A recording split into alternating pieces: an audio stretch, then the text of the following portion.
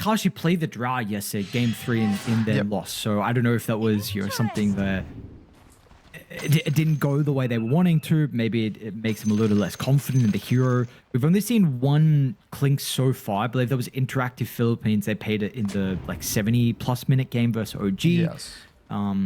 So yeah, very interesting. If I know Akashi, I mean, he's silver tier, so it's not like he's super high. I mean, we don't know if he's been playing it, of course, elsewhere or not. So we're gonna have to find out. We shall see how he goes. It Clinks. Yeah, is there a draft your favorite? I really like the Doom in this game, and I'm kind of a Void Spirit hater. So like I want to say Execration, but the Clinks to me makes it a lot of... Oh, this smoke's a bit scary. The Clinks to me makes it pretty... It's going to rely a lot on Akashi, on what amount of impact he has in the game. I think that if he's able to win his lane, run around, get a bunch of kills in the early game, I would like it a lot, and I like their draft. Because their draft, look, to me, has a very cohesive game plan, right? A lot of these wave shove heroes, like Pucks can shove waves, Clinks pushes waves super fast with the shard. And then you have like Doom for scaling, you have Breaker and Bane for pickoffs. Like their draft to me seems like very simple to execute, easy to play, has one simple game plan. Whereas Dyer's is a bit, they're, in my opinion, a bit lacking on damage if the Luna's not involved. But again, a lot of it to me is going to be on Akashi because he's like the linchpin in making it perfect, right? But if he's doesn't do enough damage, he doesn't jump the right fights, maybe dies once or twice, they might have wished they picked Drow. Just gonna wish he doesn't get caught here as well. Akashi down in the river, a little bit awkward of positioning though. I think, yeah, they went a bit too early. It's just really hard to catch heroes in the river because they get so much movement speed now.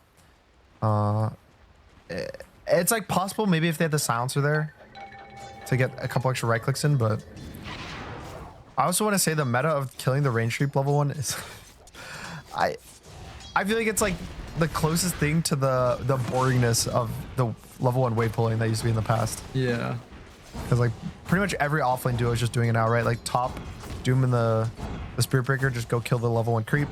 Bot lane, Largo and Kato kill it. So now it's just the wave pushes in, you just get all this creep advantage. Like it makes the offlane pretty static for the most part for the first wave. Is this, I was gonna ask a question if this is something that should be prevented, but I feel like I don't know if I want that to be the case. Yeah, it's one of those things where it's like you don't want to change too much and make it like nerf every strategy that people invent to try to... I don't think it's as bad as the level 1 wave pulling thing. Yeah, I agree. And I don't think it needs to be changed, but there's definitely probably possibilities to play around it a bit more. Ooh, Caudle might be in danger bot lane. I think it's okay. I think it probably will revolve around at some point, like people will just protect it as 3 instead of trying to kill it. But then that like screws over your offlane because then your offlane's not killing it, right? Yeah. So it just is weird where people just accept it is what it is. I think is kind of the current trajectory of it. I think, like you said, though, it's far better than the wave pool level 1 that we were seeing. So at least yeah, in terms of some play annoyance, you have options versus it. The level 1 wave pool was just terrible. It was so dumb. that was the worst couple months. And then when you could just pull every wave anywhere, and we had like, what was it, like Eternal Envy was the one like just would grief games by like pulling the mid wave and stuff. Oh, there's been some bad stuff you could do with creep shenanigans over the years. Yeah. But that's the thing, like you don't want to take away all of the mechanics because there are some impossible lanes. What, do we want to go back to the offlaners that are just getting griefed and literally, well, we don't have really tri lanes anymore, but we are a pseudo support. So I think even just like having like the skill expression to like do like cool things like that with different ideas is one of the best things about this game. Again, I mean, we touched on it a couple of days ago. It's a beautiful thing about Dota, just the strategy that goes into it, how difficult it is. Mavis bottom, it's gonna be fine. So the regen, they are putting a decent amount of pressure. I mean, this is a lane where you're always going to be topped up here with the chakra. So he should be able to farm pretty freely. Looks like mid as well. It's another lane where like Puck is doing fine for the first 2 levels. I know Bob's now 4 now, so got out of that scary stage, but Yeah, it's another time we're seeing this. Yeah, generally, I feel like mid laners are so good now that they're able to kind of ignore the early game issues with just last hitting or just creep aggro, all these different plays. And a lot of the stompy lanes don't happen too often. We see them from time to time, but yeah, this is not as one-sided as you would hope it'd be for the Void. But doing really good in terms of the lane state, right? Like the amount of health Bob has is pretty bad for him. I think he'll get the water in top. I don't think there's a way that Void's here to kind of secure both, especially with Shanks walking over to help protect them. If he's not careful on Void... Oh, off the mark here. Well, he might lose both runes now because he was kind of being greedy. We almost saw a kill down bottom as well. We'll keep watching mid, however. Anya gonna fight back over towards Bob, but with the blood grenade, they should be able to run him down, and Bob's actually going to be able to secure with the kill, and now the Void will miss a full wave as well. Yeah, really nice by Bob as well, because he's under the tower, so now the creeps are under tower for his side, so the tower's going to be killing them. Like, this is always perfect if you can put your creeps under the enemy tower. Who glyphed? Unfortunately, Glyph. Who did that? No. Who was that? Bottom lane, 1J? Maybe going to be able to get a kill. Coddle with the blinding light, a little bit annoying. Dire's courier has been killed. Balling is... I was a bit worried for the Largo, honestly, walking into this lane. I thought that the Klink's Bane might just be able to win super hard, but I think the cool thing they did with the Lick, which one of the buffs was, if you get a kill with it, you get the Dispel now. Or not the Dispel, the HP regen. So it's like the Keeper of the Light just spamming mana is also kind of giving the Largo health in a way by giving him infinite mana. So this is actually like a pretty strong lane. And it's also annoying because the Bane, if he like ever nightmares the Coddle, he can also just purge it. So there's a lot of like pretty good interactions in this lane for the Largo. But Klink's still doing pretty good for himself. And then top, we haven't talked too much about.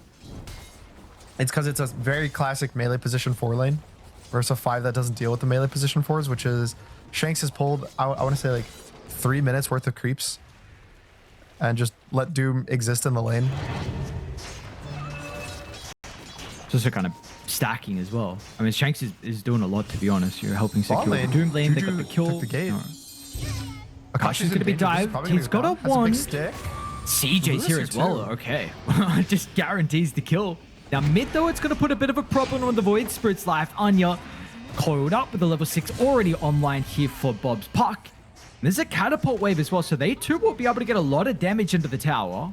They don't have Glyph themselves now, unfortunately, with that previous use, but they can tank it with 3 heroes. I wonder if they're gonna have to rotate mid to kind of defend this. They already got the bot tower, so in terms of like the speed of the plays happening, they're already what 30 seconds ahead of the amount of damage Radiant can do, but it's a bit hard. Void Spirit's alive. He's not 6 yet, and he won't be 6 until after the Sea Troop dies, but I think he should be okay to defend this by himself. Oh, no way. Oh, that's a sick I've not nightmare. seen that before. What? That's so sick. Wait, that means that his team actually has to rotate now, or the tower's gonna go down. Bro, what? That's such big brain. Bob No is level way. 7 already too. This is so... Void knows that if he walks up, he's gonna be able to take so much chip damage. So the tower actually goes down because of that nightmare. I wonder if they can dive him too with the charge. They have this observable that he's standing on top of. Maybe Bob doesn't have the greatest resources, only really enough for one spell. Yeah, it's a bit scary. He has the clarity to pop, but probably just chilling. Like, no point in pushing your luck trying to dive the Void Spirit when you already got everything that you could have ever asked for out of this mid lane. Yeah, I mean, look at the net worth disadvantage. It's 1,300 difference between the mid laners. Pretty much I the don't know. entire like gold advantage for Radiant is just the mid lane. Yeah. The other ones are pretty similar. Like Luna and Klink's 100 difference. Sure, there's like a bit of a difference with the Doom and the Largo, but I think that's just because of the tower difference. But like this mid lane, man, like, whew. But the This is power a rooms counter get pick too. so free to take as well. Oh, Shanks will run into the Remnant. Bob's going to have to coil over towards the right side as well. So it looks like they'll prioritize down 1J, but they're going to be Luna's here careful with the about their clips because CJ's here. I mean, this is a massive move. They get Bob, but we'll be able to jaunt away just out of range of the 8th, the Remnant as well. So close to getting the big kill onto Bob's puck to be able to slow him down from the start that he's gotten. Now mid lane though, Juju. See the chase. They'll use this observer ward. They won't need the Doom as well. Tino's great positioning doesn't require the ultimate. He's trying to bait this Void Spirit illusion. He's being like, oh, it's an illusion, Doom. You should Doom it. And so far, Execration, I think their lanes yesterday also went pretty well for them. And it was somewhat like the mid-game issues is what I want to say their biggest problem was. So I wouldn't be too worried, you know, on the side of mentality monsters. I think that their draft still has this really strong mid-game, but again, a lot of it to me is going to rely on the Largo. I don't really have super high value on Void Spirit in general strength this year, and especially when you're behind this much. Like, this is the worst case scenario for a Void Spirit. So pretty much to me, Igor Demon's got to lock in and put in a lot of work this game. I'd say a fight for top lane. Anya's actually going to double remnant onto Shanks, but Tino will step in shortly with the Doom. Last time he actually went in. And now Akashi's going to be here to provide the damage, but I guess the blinding light will prove to be problematic for the moment. They'll turn their attention to CJ instead. This is going to be messy for Dire. And they can just easily be ran down. Tino secures the kill on the Luna. Now he has got pretty deep without anyone else being able to close the distance, but here comes the reinforcements. The kill is going to be secured. There's that big man you were speaking about with the Igor Demon who might be able to get Bob. He had to be pivotal for mentality monsters, and if he can get this kill, maybe brings him back into the start of the game. But the Lick, they'll secure it. Now Anya, Execration still feeling like they can turn to deal with the Void Spirit, but the Dissimulate stops them in their tracks. And now Shanks is going to be ran down as well. Really nice fight from Mentality Monsters. Much needed. Wait, they saw Clinks. Akashi? Did they cancel? They got a stun. They got the vision for the beam. They do indeed. Mentality Monsters. A massive fight for them. And it was looking like it was not going to be successful at all with how that started. That was looking super. I mean, I kind of questioned at the start, right? Like, Doom looks like he wants to press Doom on Void. And so what, 1v4 at the start? But then everyone in Execration was already flooding in. They had the Clinks behind. They had the puck connecting from mid. And they basically turned this like little gang of the Spirit Breaker into a full-on 5v5 with CJ going down at the very start. But I think super good kiting from them. And I do want to say the Largo put in so much work in that fight between healing, movement speed, damage. Like, he provided everything his team needed depending on like the situation and lets them kite out. And sure, Void maybe not strong on his own, but you pair him with the Coddle to give him a lot more mana, a lot more spells. You give him with the Largo to kind of give him sustain in the fight. And I mean, Mentality Monsters kind of clawed back into this game, and sure, they're maybe down 1,000 gold, but strength wise, it looks like they're pretty even. Yeah. But the big man, the Largo getting a bunch of that gold. Top net worth now, actually overtaking the puck. So he's been really important in their success on Igor Demo. With that being said, we did see, you know, the first series, the first game, in fact, when he was playing Snapfire, there was some questionable plays, but, you know, since then, he's absolutely cleaned up his act and has really looked solid. Yeah. So any cool items? So the Void Spirit's going Yules, which I think is a bit interesting. I think it's probably to help with like Spirit Breaker. It's also a puck catch. Oh, topper invite. Void Spirit really control. Nice coil on them. They're going to Doom off the Largo as well with the Akashi nearby. This would be the fight that they were hoping was going to take place up top. Shanks actually gets the double, and that was just perfect. I mean, you have the Clinks being able to freely right-click your melee heroes directly on Dire, and the coil as well from Bob heavily enabling them. I think the Largo, right? Like, you see the difference in the fights the second the Largo gets doomed. Obviously, he got grip 2, so a bit more sad for him, but I want to say Juju wasn't level 6 in that fight, or maybe he just decided not to global. But now, Execrations, all their spells on cooldown. No Doom, no grip. Mentality Monsters do want to defend this tower, take a fight, but it looks like Execration's not really going to give them a fight, so kind of a lot of TVs being wasted a bit, especially with Shanks getting out here. Ooh.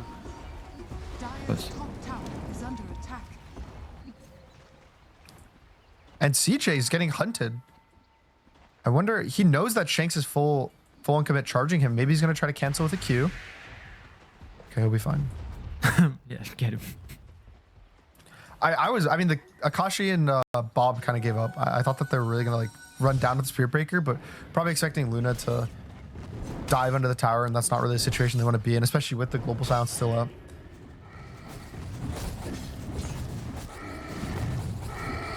So back to the Yules. Do you like this from Anya though?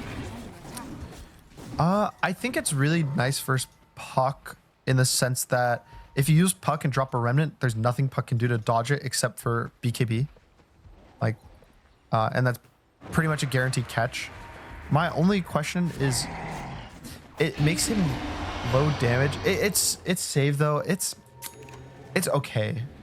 I just don't really know what the best item build is on Void Spear right now. A lot of the different items feel kind of bad, but it gives you situations like this where you get a guaranteed catch on the Spirit Breaker. The better items, of course, for him as well. So secure with the wisdom. They're going to give it to CJ. They have to. I mean, all 5 heroes on the bottom side of the map. So that is something at least where we are seeing Doom go for this drum shard build. So it's not like Tino's scaling super hard with the Radiance.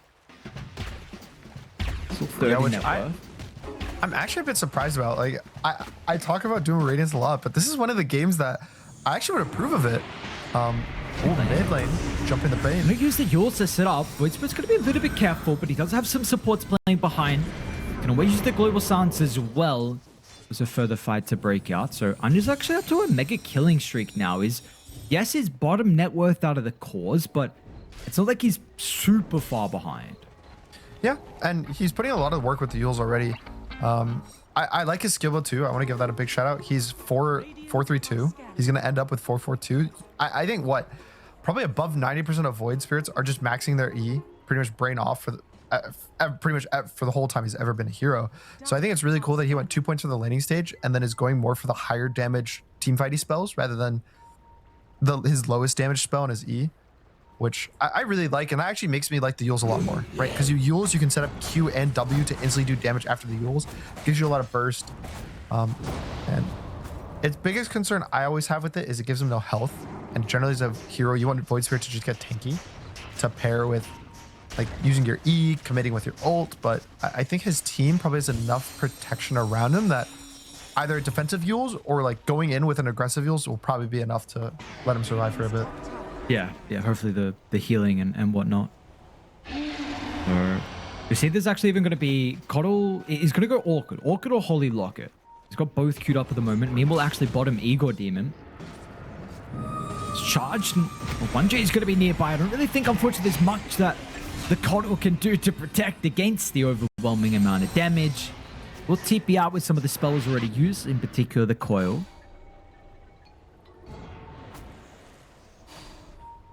And this is the game plan that Execration really wants to execute. It's run around the map with all 4 of your heroes that can just do whatever they want. You have Clinks, you have Puck, you have these super mobile cores. You have 2 supports that are perfect at just hunting down these solo heroes and getting the pick off. So Mentality Monsters, you see the one fight that went good for them. They were 5 heroes on the same screen fighting at the same time. And it looks like they want to recreate that success with another team fight top. Yeah, it's going to be 4v5 at the moment without Execration having Mavis. They'll try and salvage with the Doom if they can take him out before the ultimate. If they want a Global Silence, they're not even going to use it. So they'll still hold the Global if a further fight breaks out. That's not going to be the case. So as soon as the Execration see the Doom's life get lost, and just get the tower and try and walk out. Good pick off. Unfortunately for them, they're not going to get more. I think part of the mobility Execration has is that they can run away from fights if it looks awkward. So Doom getting caught means that they're fine getting away. But yeah, like you said, Tino has the shard. He's going for the blink. Again, I kind of want to say this. I'm surprised he didn't go Radiance because I think his team would give him so much space with the way that they're going to play. Like the way they're going to chase heroes, run around looking for kills. I think it's actually one of the ones where it's like super good for him to be greedy. So he's making the choice of, instead of capitalizing on his team's greed, he wants to be part of it and play around with them. So gonna get also the best. Not gonna work out here with all. They even dropped the Eclipse as well. Okay. They are getting some free kills on Mentality Monsters, however. Radiant's top tower is under attack. And also just constantly being the same heroes on the screen, right? Like they had 4 heroes all ready for that initiation. The only one not there is the Largo. Largo going interesting item build, no Ags. He's going for the full Kai Sanj into the Lotus. I guess basically Ags does nothing if you're doomed. And at least if you Lotus yourself, you can't get gripped. You can't get doomed. Well, you can't get doomed, but he'll doom himself. So probably just making himself weaker so he's actually his impact as opposed to trying to make himself strong as possible and having none when he gets doomed. Noted, okay. Gain to doom, make yourself weak. Make yourself weak enough so that hopefully you doom someone else. Okay. Oh, luckily, hold on. Looks like Shanks. Yeah. Bit of a problem here. Easy kill. For the doom, he did get the dragon devour. So he's got the fireball. He's got the splash attack. That's gonna help Tino out a bunch. He's got the searing signet too. So that dragon is the best farming creep you can get in the game. It's 100% cleave, which is just insane. Yeah. I mean, back when he had the damage on a 15, this year went crazy with this shot. Top lane, Tino, Mavis. Come to the portal pretty quickly here. Igor Demon. Yeah. Oh no, he used the creep and he missed the he kill. walks it off. Oh no. Oh.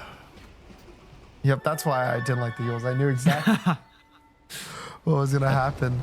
Oh, that feels so bad. Like missing these kills when you commit a smoke, you commit all of your heroes, just really hurts when the enemy team is the pick-off team. Because now either they need to give up, fix their lanes, shove out some stuff, and for Execration, they're the team that wants to split up. They want to do this. So forcing the enemy team to just delay the game, slow it down, makes it harder for them to group in this mid game. Looks like they will get the Tormentor though uncontested. But Radiant were maybe going to try and force a fight down here, but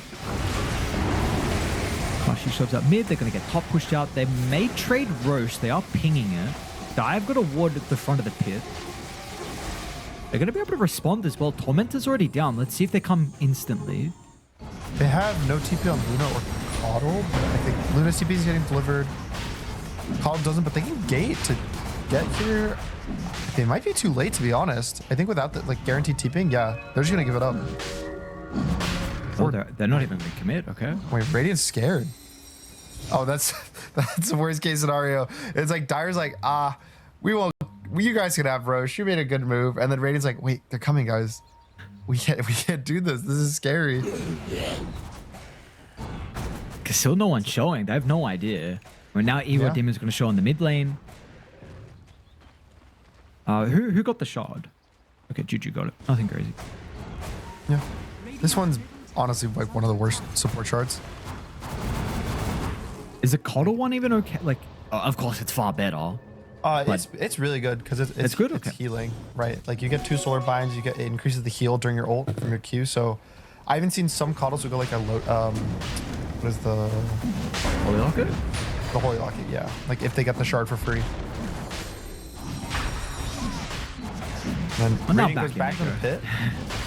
They're probably realizing that mentality monsters were super fine just giving them the Roche. They're like, okay, fine. I guess we could take the Roche on. We can get in. Aegis goes to the Clinks. He's about to finish his Ags, which is the super high kind of burst damage time for Clinks' draft. So I think that they're probably going to look to do some plays around the Clinks at this time.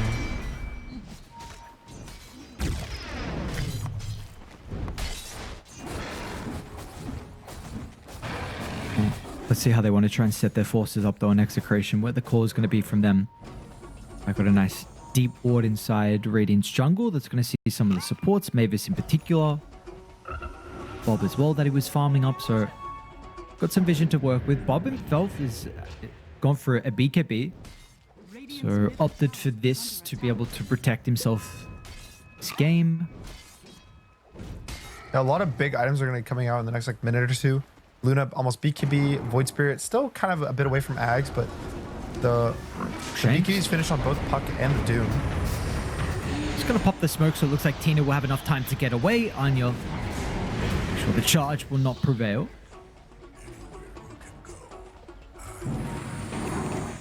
I'm a bit worried for Execration because they haven't found an angle to pick off any heroes in the past couple of minutes. It's been a lot of mentality monsters grouping up, and generally grouping up is considered bad in terms of the amount of gold you get, right?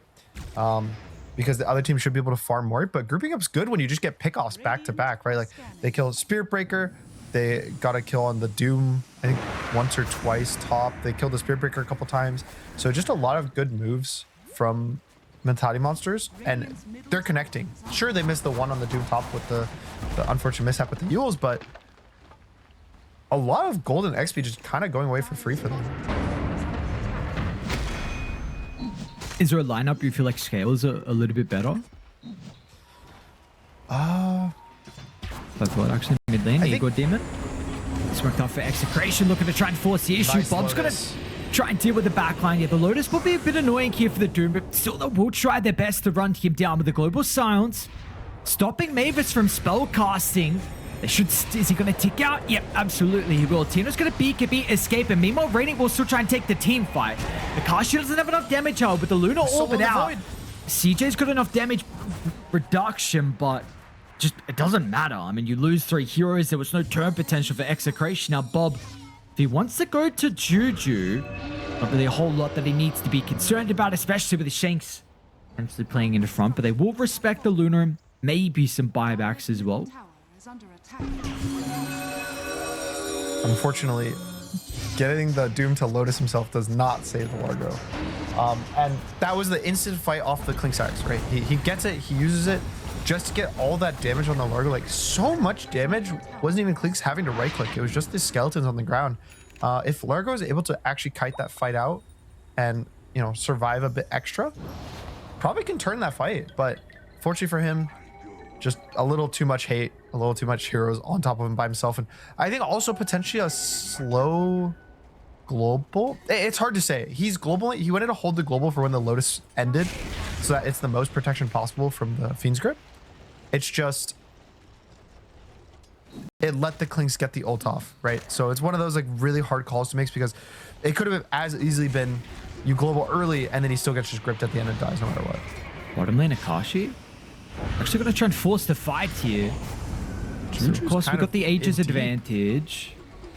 Yeah, Juju's up in the face. Apparently, they're going to be successful. One kill, nothing too crazy. A minor pick off. Further fight to be had. So what do you get on the map? Akashi back to top. He's getting close towards his BKB. Shanks is farming. Mid's getting pushed out from Bob as well. Will be an amp damage that Mentality Monsters give over towards Anya. I think this is Scepter now getting delivered on the Courier. I wonder if Void's gonna go. No, okay. Radiant's middle tower is under attack. Bob does have the Parasma finished if he wants to buy it. Yeah, he will. So Radiant still hitting really big timings. Blink finished on Doom with the BKB. Klinks is almost at his BKB too. So maybe we're going to see Execration look for a fight in the next minute or two. But the Aegis expired. And then that's a good ward from Radiant. Too much. They're going to try and de-water, but it's going to take a little bit too long. And now Tino gets a jump in as well with the Doom over towards the Luna. The Global Silence will deal with the Fiend's Grip, but it doesn't really matter in the end. They can just chase them down. Luna's not going to be able to survive through the damage over time. Puck will be able to deal with the Coddle. And meanwhile, Igor Demon, you are not getting out of this one as well. The Frog Stomp, a little bit awkward for Shanks, but it's not going to matter in the end. So it'll be an easy kill and an easy team fight for Execration as this lead in game 1 continues to grow. What a good fight from them. I think the catch on the silencer is what makes all that go so clean, because he's not able to get the global off till all the spells are pretty much clicked. Like Coil got clicked, Grip got clicked, Doom was clicked, everything is used on the enemies, and then he globals as like an attempt to help his team, but way too much damage that they're able to pump out. Look, Void Spirit did 60 damage that fight. Luna's 1,000 damage, I think, was actually just the W doing damage here as he was running away. Like, Mentality Monsters didn't even have a chance to fight back there. And this was the ward as well. When you say they're trying to get the D-ward, but they have the vision. Shanks creates some chaos. And when you have a coil like that, it's just... It feels like they're... Like, how are fights supposed to look for Dire? Because the last couple of ones haven't been pretty at all. Found the Klinks, actually. That was... That was so awkward. He was trying to get the puck, but Klinks was on top of him. So, like, the Remnant caught the Klinks instead of the puck. And then he's like, oh, wait, there's another guy here. I think in terms of how you want the fights to go, though, it's actually pretty hard, specifically because the Doom, a lot of times Doom makes drafts or games just feel difficult. I know. We're gonna go in the voice right now. Receptive will do his best to try and stall out some of the damage. He'll have the blast as well to heal him up as well. This could be okay for Dire. The Akashi Peak could be tipping out if they got the damage. It's close. Oh, they needed that kill. Akashi just lives. And Bob might go in for round 2. Nice poach. Bob now? He does they got? BKB, but there's a global to catch him if he's not careful. Oh, does he even get BKB off? What, he uses it now? Can he get the blink away? Down to the south, is he gonna live? Global? Where's the global? He's out.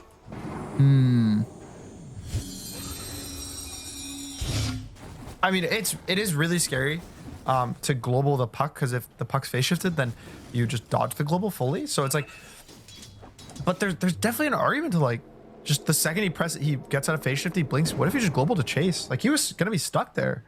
But super good play by Bob, like barely living with what, like 50 health, just getting survive, and had the region, so instantly get to make another move. Tormentor is gonna be spawning in 50 seconds, so their choice is just running to bot lane, hoping to catch maybe the Luna if she goes to push out this next wave, which kind of looking like They're gonna fight. The high ground ward maybe it's gonna drop They can as tell well. that's Igor real. Demo will run straight towards the Largo. Tino has the scepter Dumax. freshly completed as well. So he will guarantee a successful team fight for them. Anya tries to CJ. dump the backline and they just lost the Kashi. Are they gonna be able to continue with a further fight here, Tino? Taking a decent amount of damage at the moment, but the BKB is gonna protect it, but once that expires, finally, you actually see a decent fight for Dire in the end. It required them to kill Akashi first. That was a super unfortunate angle for the Clink site. They looked at the illusions, but I don't think they were like super 100% paying attention, because he has Gunpowder Gauntlet on Luna. So it's like, it popped on the wave, and if they were paying attention, it could have been like a nice jump. I think Bob's okay. Yeah, Bob's okay. But unfortunately, they kind of ignore him, and then Luna just saw Clink's completely alone with no BKB because they got forced top, and it was still cooldown for like 10-15 seconds at the time. And the Clinks goes down, and Clinks is a very big factor in these fights. I talked about the Doom. We think, like, you know, dooming the Largo, dooming the Luna, the Void, like any of these heroes is just good to get the Doom off. But the Clinks is the one that's confirming the kills of the guy who's Doom, like doing the physical damage, killing everything. So the strength of their draft right now for Execration is that Clinks does so much damage, no one can walk in towards him, and that's what protects him. But if you're doing damage to him before he can kind of get back at you, then it doesn't really matter how much damage he does. Are there arguments to be made about an early Swift Blink on CJ so he can jump onto the Clink's BKB and Luna Orbit?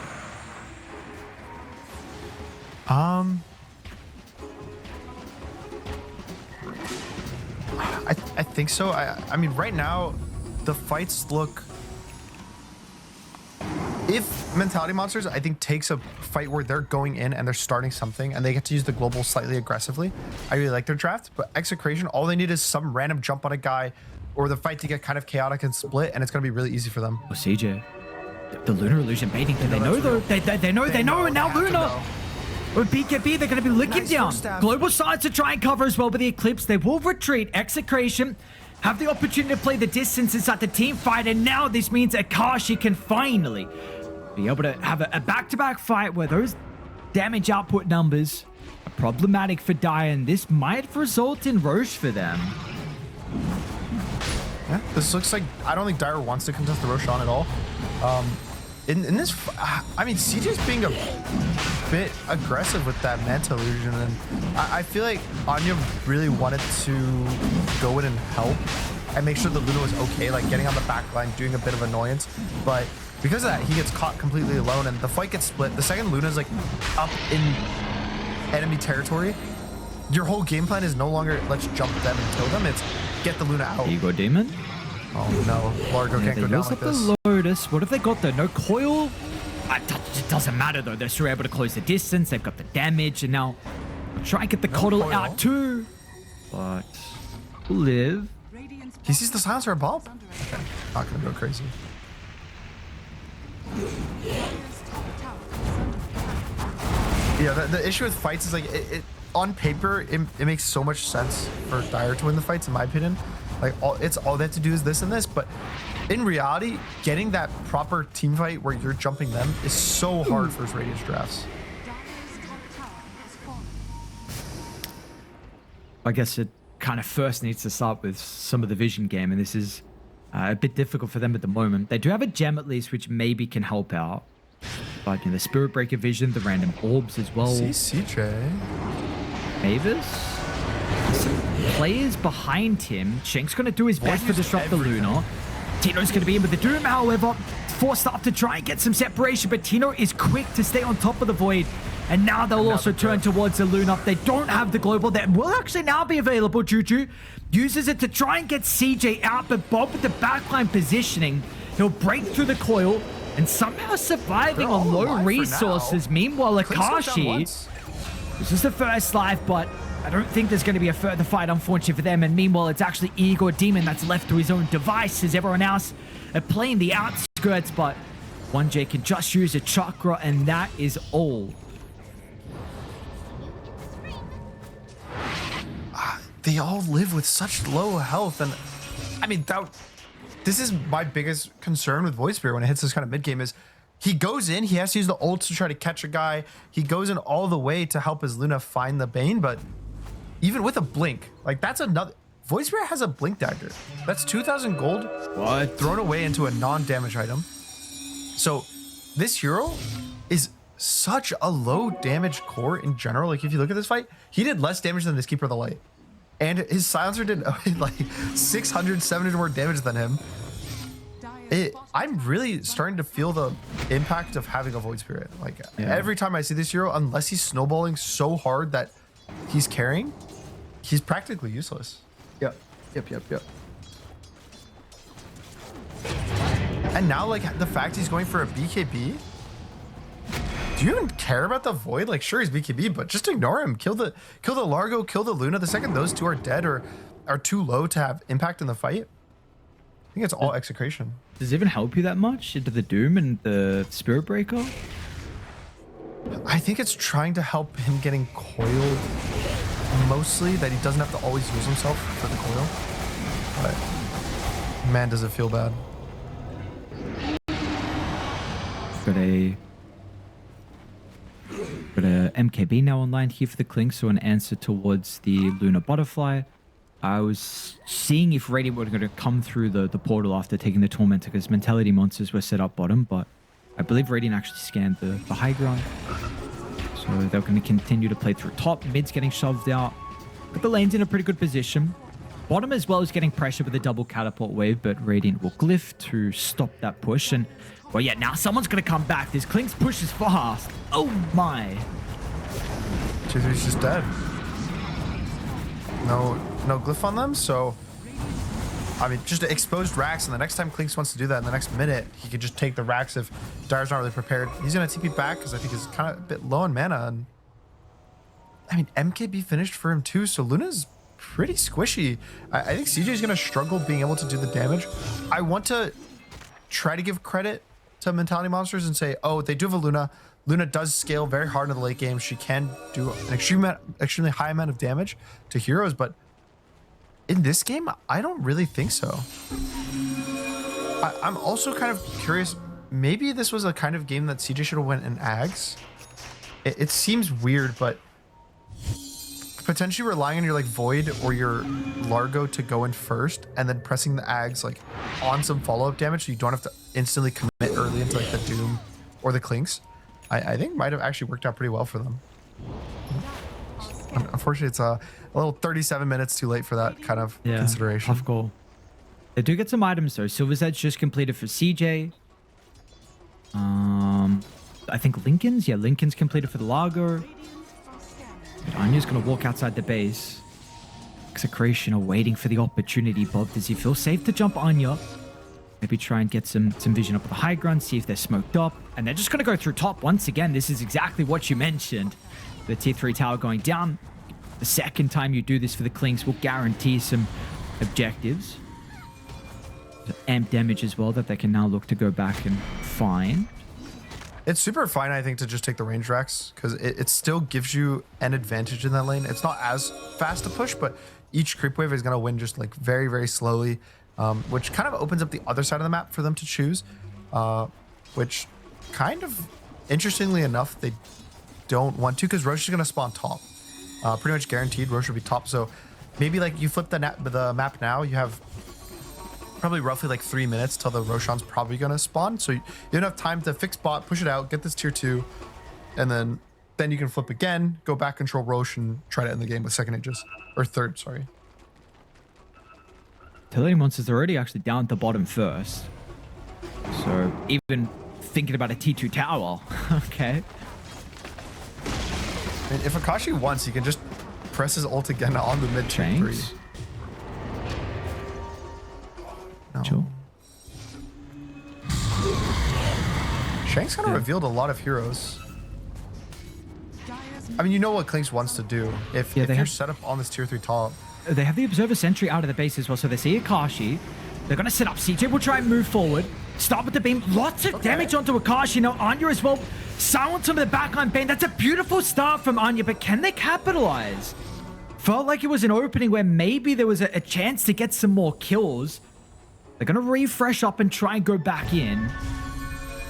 Bob will do his best to disrupt. They've got their own ward on the high ground. The core's going to be off the mark with the Ur Scepter timing. Anya, completely okay now. It could have been a lot worse. I think that if they maybe were able to hold the presence for like half a second more, he might have connected into that remnant. But still, getting the bane, getting double BKBs forced for mentality monsters is really nice. And unfortunately, no Roches here, so they can't really force, but maybe they get more. Can they get the BKB off? He's got the global silence, of course, to try and disrupt this. They need the damage out of the Luna, but the Luna getting control at the moment. CJ's not right-clicking. Now Nether Strike back into the Doom. The Luna's going to be ran down. They had one chance to be able to kill it. Force out. Is she actually living? 45 health. CJ, no way he's going to be able to live. Meanwhile, Anya all the way over towards the west. So the rest of Execration will run down with the Void Spirit. You get the Luna out. You're hoping that it's a long Roche spawn for Dire. And the movement speed from Largo, like he's just spam pressing the movement speed, making sure the Luna's able to actually evac and get out of the Doom. And like you said, lived with what? Just a smidge of health. Gets out and could have been a lot worse. Could have been a really bad fight for them. But fortunately for them, Roshan is not going to spawn for over a minute. So Void Spirit's going to be able to kind of get active, get back in the game. And it's still a question to me of how do they find a way to make the fights not constantly a fest of running away. Like I think every single fight for mentality monsters that isn't them basically insta-killing a core is just them running away. And it's I don't know how they can eventually just stand their ground. Like I don't think that's really a possibility for them.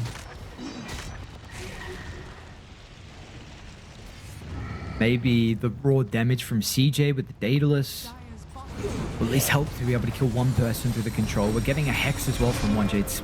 I say that, it's still a while away, unfortunately. Needs 2k for that. We have seen, though, like... Are there problems with Radiant's damage output or hold that CJ charged? Radiant are a little bit slow, and Shanks doesn't have the he's too far. Yeah, what can my Spirit Break do? You know, this windlace, it's too important. I mean, the Yashikai is going to be too important too then.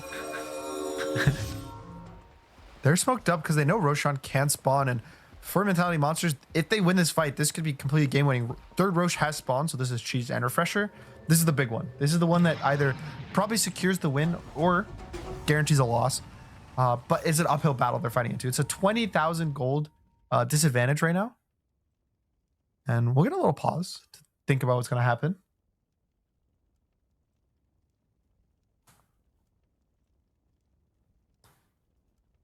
See what can they do? So Kato no Ags, Largo no BKB, Void Spirit BKB hasn't really gotten much stronger. Like Dire hasn't really gotten anything since the last fight of value, whereas Radiant, I guess Radiant's also just already 6 slotted. Like they can't get, no one can get stronger. It's really just a battle of positioning. It's just that Execration, because of their gold advantage, is allowed a lot of mistakes, and Dire is allowed effectively 0. Good Doom, GG. Klink's great position to hit the Luna, also GG. Void Spirit gets gripped, gets coiled, something bad happens to him, also likely GG. So none of the above can happen, and they need a burst, preferably the Doom or the Klinks at the start of the fight. I think if they get a way to but like, what stuns do they have to get a chain stun? Like, they have one. It's the Void Spirit Remnant. So are you really expecting to deal like all of Doom's health in what, like 1.6 seconds? Like, that's not realistic. And I think also if you're not jumping the Bane as well, it's a little bit problematic with how he can disrupt the fights with like Nightmare plus Fiend's Grip. We saw that the go with the Void was able to jump Mavis, which was a bit of a problem. I think top when you're potentially trying to siege the Lost Barracks. So really, I think you need the perfect global silence from Juju. So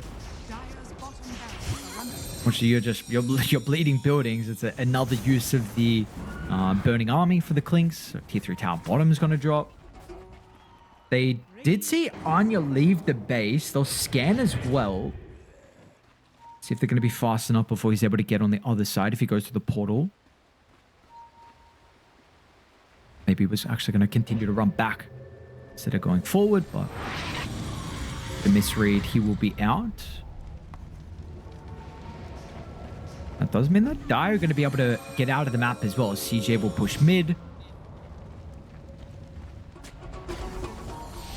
They really want this Roche fight, but Execration's all set up. They're all ready. Buybacks might start being important for this fight, and both Doom and Chris don't have buybacks. Running up high ground into the outpost control. Anya tries to jump. Double Astral Step into Akashi. Meanwhile, Doom as well as him. He found the Luna. The Global Silence is going to try and do their best. They need the movement speed from the Largo. The lick over towards the left side, but the coil holds him in, and the Nether Strike as well. Where are you running, my friend? There is no way out. They tried to force the team fight. They knew this Roche was so important. Unfortunately, 5 heroes dead. Guaranteed third Roche and pretty much game as well now. It's so hard. Like, yeah, if they get this like perfect angle and they're super lucky with everything, they get this nice jump, they get a stun and they somehow burst. But I mean, I'm looking at their draft and I'm starting to see issues with like Void, potentially even the Silencer. Like, where are the stuns for their draft? How can they connect with their damage?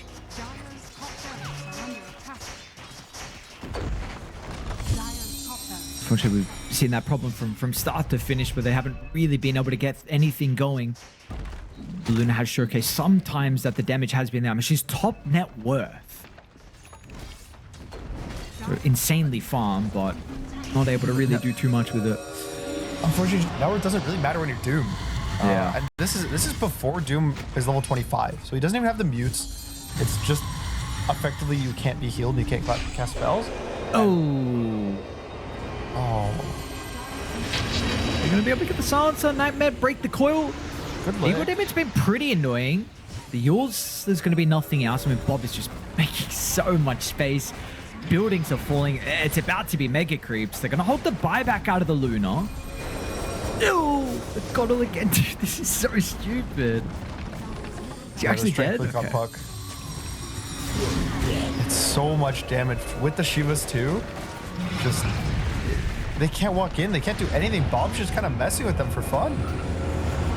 They do lose the Ages, but there's just Shanks along with Bob disrupting the backline. Now they're going to be onto the Luna as well. Buyback hoping for the global, but not going to be there in time to protect the Luna, who will also look to rejoin, but there's going to be no stuns.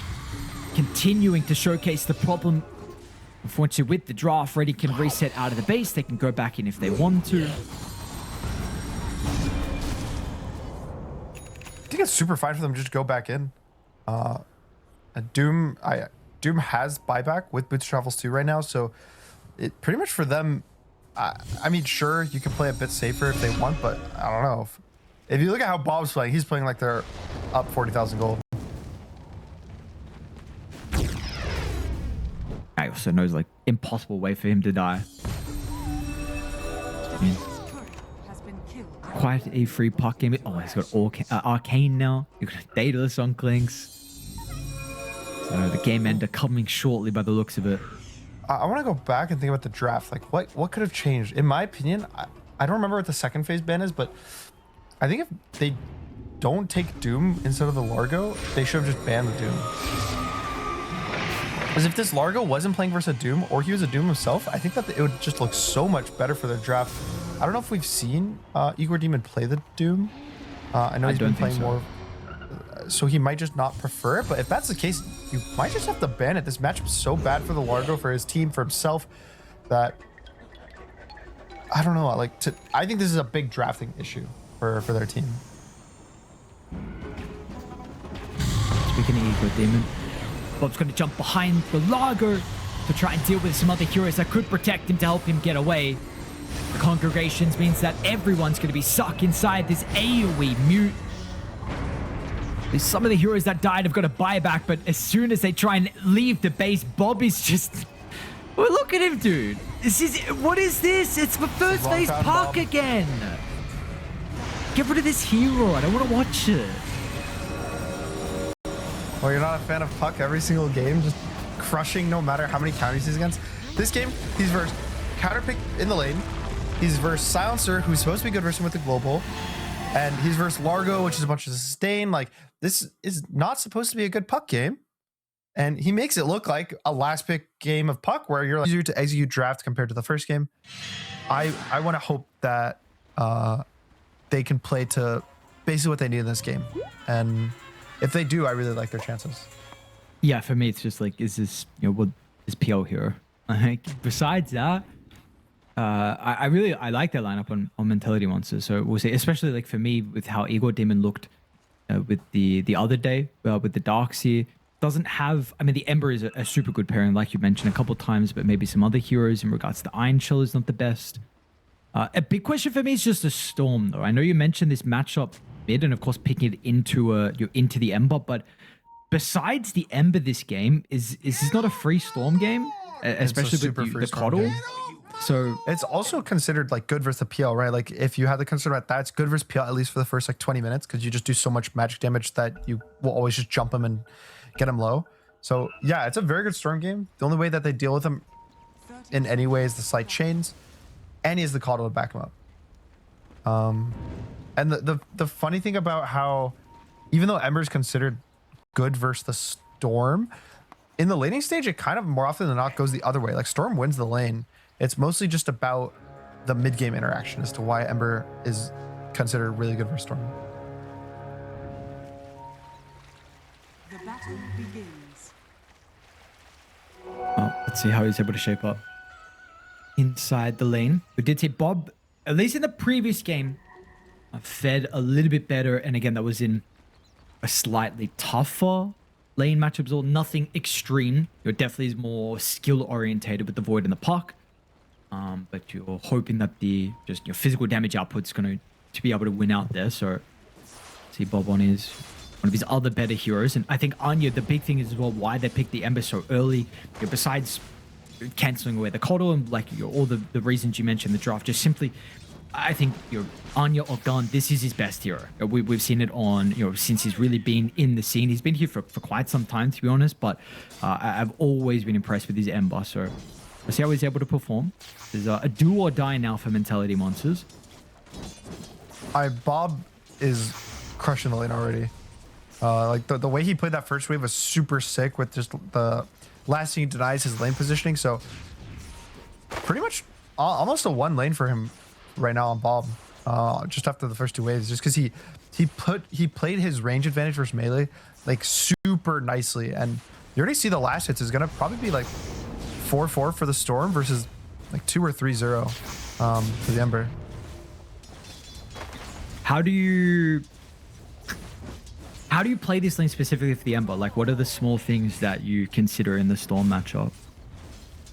The biggest question mark is usually gonna be that first wave of how the Ember is able to generally shove the lane in and take the least amount of damage while doing it.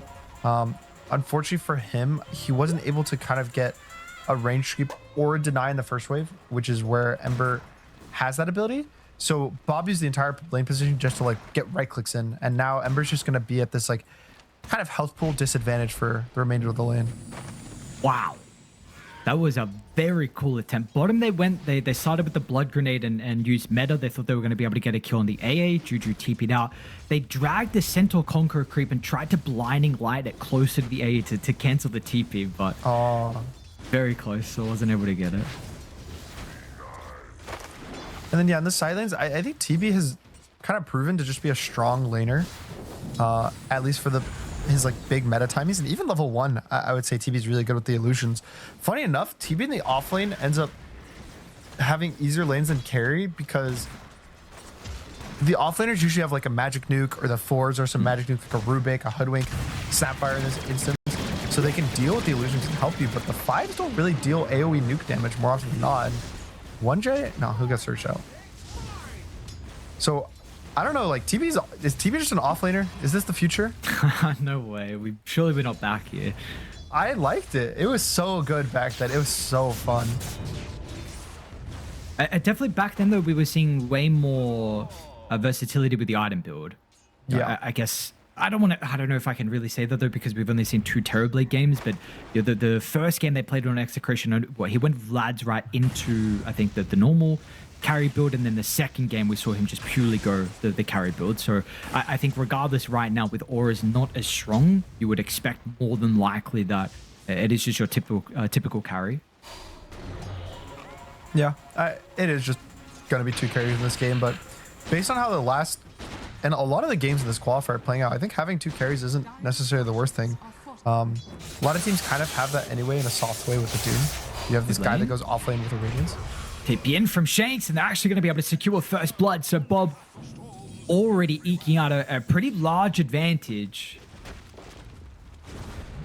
And that's also Bob having a blood grenade like prep to try to get a first blood on as a solo kill, but just all it takes is a TP from Shanks just to secure a pretty easy one for him. And also it's double water runes. It's 1J dead too. I'm going to try and get on top of the Kashi. In danger. Yeah, who's actually the one that's going to die? It looks like it will be 1J. Igor Demon. But the Surge should be able to close the distance onto Mavis. A little bit awkward here with the Innate. That actually might be enough to save Mavis. That looks scary for a second if he pushed the Tarkseer into the gyro. Ah, yes, my Coddle still mid giving chakras the Bob. What a fun, interesting lane for the Ember to have to 1v2 at 4 minutes of the game. They're looking at gyro top. It'll be fun. AA is through the portal. 1-1-1 build from Juju, blood grenade as well. They might not even need him. Apparently Kashi's just dead. They run into the 2-point scatter blast. Mavis as well is also going to die. We do see mid though. I mean, Bob is absolutely destroying Anya. So that, of course, is going great for Execration. They've got a 2,000 net worth lead, even with the double kill that was secured top lane. Dude, he's actually just straight up 1v2ing. That's Ember versus Storm. And falling behind super hard now, just in net worth, right? Like, he's down 1,400 gold, which is kind of what happened last game, right? Like, he was Void Spirit versus Puck, and he started struggling super hard, getting ganked a lot. I noticed this a lot with a team that's like better or more consistent, is the mids have a very big like diff, right? Juju does go down. Nice rotation from the Cauldron Disruptor. But there's like a usually big kind of like gold lead that happens in mid, and I think a lot of it is not just because like, oh, Bob's just like a better laner than Anya. I think a lot of it is actually because they just kind of silently win all 3 of their lanes like very slightly, right? And it lets the supports rotate away because their lanes are going better. So because Tino was okay being left alone on the TB, now Kato can sit mid, now Kato can TP mid, help the Ember. So it's like a lot of just the cohesiveness, and in their draft actually starts winning you lanes that are not related to the lanes you're winning at the start. Well, now because of that, Bob's got an Arcane Rune that he can potentially try and fight around top with. This 3k lead, and with the kills that they've gotten from Execration, they also take the Wisdom. The supports are going to be pretty high level. I mean, I think this has to be double wisdom runes for Execration. Dire's middle tower is under attack. Yeah, they're going to scan. They know no one's there, so Bob can actually even start to walk away. Tower is under attack. And I mean, the Execration support's really massive that they get the level 6s. Juju with the Ice Blast, the Mortimer Kisses as well. This gives you a way back into the game. You know, your Ember set up with the chains and potentially be able to blow someone up, but it's going to be stored out quite heavily. Meanwhile, Anya as well. Bob's actually going to zip past the Ember and try and go for the easy kill. Tino secures it. More Galvanized stacks. Coddle Storm. Most classic Coddle Storm game. Ooh, okay. They're gonna kill top, but at the meantime though, Tino is mid. He has the meta again. Gonna take another 2-1 tower, and this is 2 towers in 7.5 minutes in this game. And honestly, they could probably just take top tower whenever they feel like it, if they want to use the resources for that. So early game, super heavily in the favor of Execration, and I don't really see them having to take like a step back in this game because the supports are so low level because of how they're playing. It's another rune for Bob as well. Zipped up to the high ground to try and get the start onto Anya with the Remnant already placed, however. We'll get the glimpse. Is there a way to get him out? There is. He's got the Remnant. Dire's bottom tower is under attack.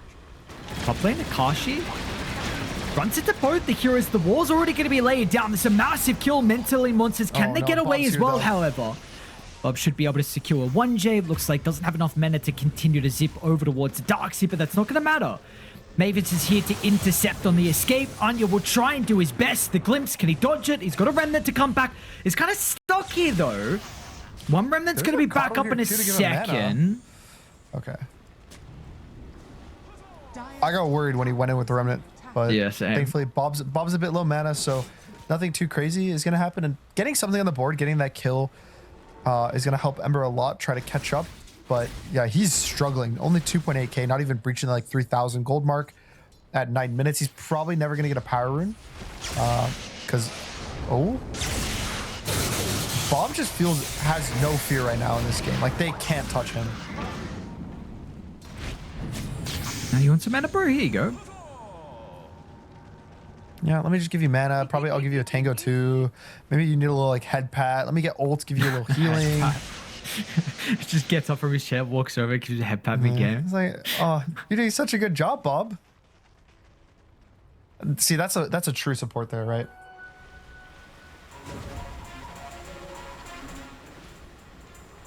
They're gonna try and run Igor Demon down. Or they just also get the tower again with another meta. I mean, Tino's being very active here with the Dragonlance. They got the Vision. Igor Demon comes back. It's going to be okay by the looks of it, but I mean, just the fact that, one, you're threatening his farm. You're bringing down incredibly low. You secure the T1 tower. That's all of them now taken. Bob's going in again now, so literally nothing. It's just the remnants of the river. It just feels so bad. Like, even though the Ember's not dying, he just can't get gold. Like, Bob is not allowing him to get gold, and Bob's still getting gold while doing this. Like, he's still gaining an advantage. So, just something needs to change. Oh, no, Tino got stunned by the neutral creep. No way. Mavis now 2 eats the Ice Blast.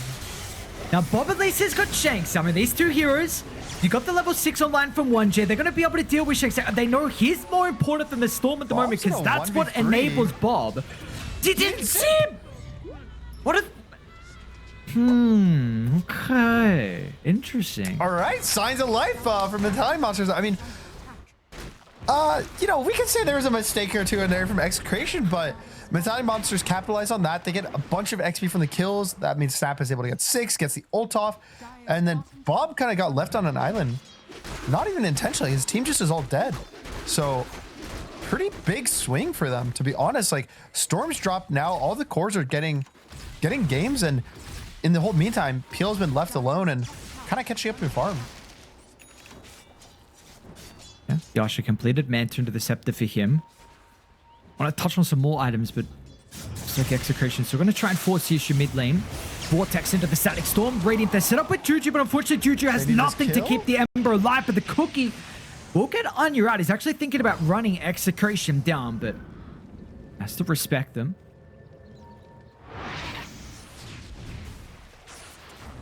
Kaya will be finished now by the Storm, and Ember going for Vessel, which I don't know if I like, actually. Oh no! Bob! Okay, I've seen this unfortunately a couple times from Bob. You can have an incredible start to, but overplay his hand, and Anya wants to capitalize and get some more kills as well. But the cooldown's going to be off the mark. No more remnants. One more's going to be up in a second. One Jet with the cookie, and actually with the wall as well. Is Akashi now the one in trouble? Remnant in aggressively for Anya, and what have they done to the lead on Execration? I can't believe they gave up all of that. Like, I know they felt so strong just a minute or two ago with Bob. Like, he was basically untouchable, but there's 2 heroes in the game that have any type of control for you, right? Like Ember and Snap. And you zip into the 2 heroes that have all the damage and control of Radiant instead of, I think he also had the possibility of potentially like zipping through the runes, zipping out. Like, he had play potentials there, but I think just being a bit too cocky with how well the game's going for them so far. And not even Akashi gets dragged into this whole mess, and he goes down. Not great. Like, Akashi's 1-3. Like, we're talking to Execration's having such a good game, but Igor Demon's 5-1. The PL's been untouched. Like, yeah, there's a lot of mid pressure, but kind of everything's been thrown away. Yeah, I mean, the Storm is 300 net worth over the Ember. Like, are we serious? It's going to be a pipe on Tino as well. So he's going D-Lens into pipe. So yes, he's top net worth. And it's going to help a lot with these fights coming up shortly when he gets it. But have you gave them a massive lifeline here on Radiant. They really should not have been in this position. Felt like it could have just been a easy game for Execration to do what they want on the map. I mean, they took all tier 1 towers like 10 minutes into this game. So yeah, you just play like grouped up with pipe, get more objectives, just have some wards set up, stall out the map, make sure they can't farm. But now, I mean, Igor Demon's just going to start cutting waves. Now, he could also have potentially gone a bit too far. I mean, Darkseid versus the Disruptor is going to be a bit of a problem here. You can always surge, but unfortunately, we're going to glimpse him back. We're not going to glimpse him. Okay, now Akashi. What the? They just didn't glimpse him. I mean, I get it's like you glimpse him and then he keeps running, but are you just going to really chase this guy into his whole team that's missing off the map? I do want to give a shout out right now. Tino is going pipe. So he is doing like the old school TB offlane build, which I think is pretty necessary, but just map wise, it's not going to. Can It Bob is solo already a kill? really hard state. Okay. I mean, Bob might zip. I saw it in his eyes. Like, he really wanted to zip through and try to get the PL. Dire's top tower has fallen. First tower of the game here from Mentality Monsters. 1,000 net worth lead, no way. And it's a 71% probability for Radiant as well. Yeah, I mean, I think that the big thing is not the gold. Like, sure, the gold is good for them, but it's actually the XP. Like, Radiant is up 5 levels overall because of all the kill streaks they got, all the random solo kills they got, and the support matchups, which we were like worried, Are fortified. now are higher levels than their counterparts by 1 and 2 levels. They're going to try and get some value here out of the Tino pipe. Tino. The Splice will fly across the map. They don't actually land the vacuum, however. So put now the wall on cooldown as well. It does push them away from the siege with the meta, but they could... still got about a third left if they want to continue to put some pressure on. They've got a great ward too. So what happened previously when they tried to go for Igor Demon. Well, text Look into how the tanky Static he Storm. is. About half health, glimpse back. They're going to get any protection. Cookie. Oh, I mean, No it gets way a he lives double here. stun. Surge, no, he's not going to get out. A bit of awkward with a Cookie from one German. In the end, it looked like it could have been okay with the stun and still also for him to live, but... yeah, that's a big kill for Bob now, considering that's a streak that Igor Demon had. He was second in net worth and continue to go back for this tower. I think that's the one thing Execration has going for them still is the Disruptor has really good matchups in game with the Static Storm versus Darkseer and Ember. But the second the fight like breaks down in any way where they Or like worst case scenario, they don't kill the guy with the disruptor ult. I think the fight just gets so hard for them with all the damage that like basically Mentality Monsters is 5 heroes with as high damage as possible. And sometimes that's like good enough to win games. Yeah, it's just when is his pipe going to be activated from Tino inside some of the fights? Is it able to stop enough of the damage that Radiant have? Top lane? Oh no, Akashi. Trying to make a play onto Akashi. There's those ultimates combination together and an easy kill. Try and tip back the Storm Spirit. Does Bob go? He's thinking about it. And we saw how close he got to killing CJ previously, but this time Radiant are playing nearby. Chains into the cookie. Follow up, Bob. They're a little bit too late. Tino tried to help with the pipe, but I mean, Bob, of course, overplaying his hand once again. 3 deaths now for the Storm Spirit. He was like 5-0 at the start of the game, and now he's just 6-3. Just 3 deaths within a span of a couple of minutes. And everything they work towards, all this, like, they're drafting, they're laning, all this is just gone. And now we're just doing a mid game that effectively they just lost the early like laning stage.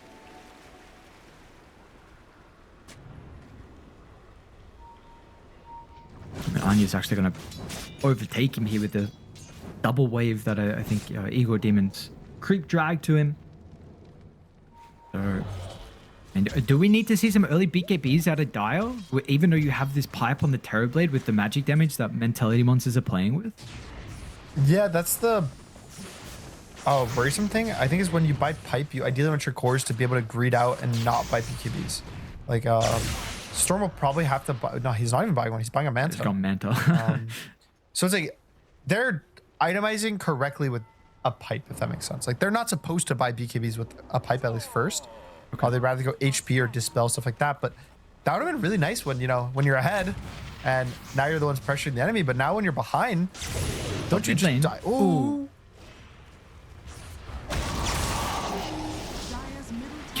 Oh, they just missed on the stun. Okay. He's so low off of just like a random AO. Like, he's half health on Bob. Like, one single slight change kills him here. Again, it's just the fact that you brought Mentality Monsters back into this game. We were just seeing you weren't going to have a Dark Sieve like Iron Shell carrier. Not for a long time if Anya ever caught back up, but now we can actually see this kind of combo play out. They will try and kill off Ego Demon. Again. Anya's here. Nice chains. Glimpse back, however, to be able to set up. Ego Demon tries to get the back on the high ground, but that's not going to work out. Replays his hand just a little bit. Tino as well is zoning away some of the other heroes.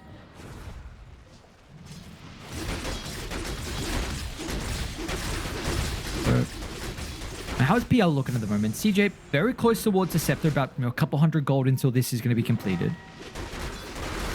He's farming up very nicely. Yeah, he basically never had to interact with this game. He's 0-0-1. I think his one assist was like when Akashi was like on his side of the map, or Mavis, like one of those like dives on the Darkseer. So 1J might just get solo killed here. No, he's so tanky on Snap now. Like, look how much gold you've given to the enemy. These were the supports that were level 3, had no gold, had no XP, had no hopes, no dreams. And now you have a Snap with a full Solar Crest. He has the Greedy enchant, so he's probably going to get a Shard if he doesn't get it from the Tormentor here. And just way too much health for Storm to kill. Radiant's courier has been killed. Radiant are scanning. But Demon will lose his Shivas, which is a bit unfortunate, but the smoke from Mentality Monsters not going to be able to run into anyone. But there is a Tormentor that's about to be up, however. I do have this crafty ward by the Twin Gate. No one's going to go through it just yet. Free Shard. And both supports have very good shards. And 1J gets it. I think that's the super good one. Snapfire's shard is so crazy. Like, it just increases the damage of Cookie, but also the heal. I think for me, that's the big one. Just 175 healing when you go on a guy. It lets you one-shot waves. Like, there's so many nice things about it. And yeah, Bob is still working on his Manta. He's still about 1,000 gold away, so he's still in danger for a change right now. Execration's looking for a Wisdom Rune fight. They need a pick off. It's like they actually now divert their attention back over towards the triangle, try and maybe intercept anyone that's connecting to top. They're going to do it the safe way, so Ego Demon and Anya will make sure that they don't get caught with the high ground. 1J did steal the other Wisdom as well. They might be able to get their own. Execration didn't take this instantly. It's a very awkward spot to take a fight on the low ground as well, considering all the AoE spells that Radiant have. This is scary. They just get it for free though? Really? Okay, never mind.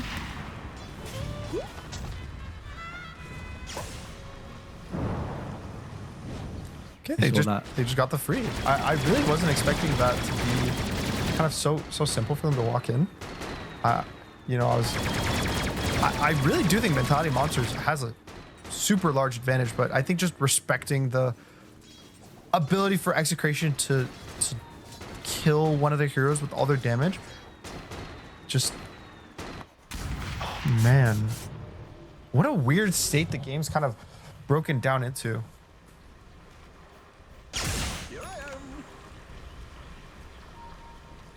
How, I know you mentioned the Storm Spirit being pretty decent versus the PL. Do you have to ever itemize in a particular way versus PL? Say maybe it's mostly for kind of the early mid game. I think Mavis is okay. It's like basically right now is when he's starting to fall off a bit versus the PL. Like after the Scotty Storm's bad, but it's just like existing, I think, in the game. Like you don't have to do anything special as Bob. Okay. At least, you know, if you're not dying off cooldown. Yes, well. But he does have the Manta, so he has a way to play around the chain. So this is probably when Execration should feel strong enough to kind of commit to these fights. But again, it's not even the easiest. Like Mentality Monsters has so much gold down health. They have Solar Crest, they got Glimmer Capes, they have a Shiva's even that really hurts the attack speed of Bob, just trying to get damage out. And it's not the easiest game for Execration anymore at all. Ego Demon is very far away from the rest of the team. Seeing with the reflection is going to play accordingly. Can they get the glimpse out of it? Yes. Maybe it's going to be in range. And with the meta damage, this absolutely will be a kill for them. Now, can they get anything more? Radiant were trying to smoke to close the distance. They're going to play the high ground. Does Tina walk up? Looks like they all built together, but Radiant have already left the area. PL is still not in fighting shape at the moment. CJ still a little bit away from the Skadi, about 2k gold. Anya. Radiant's top tower is under attack.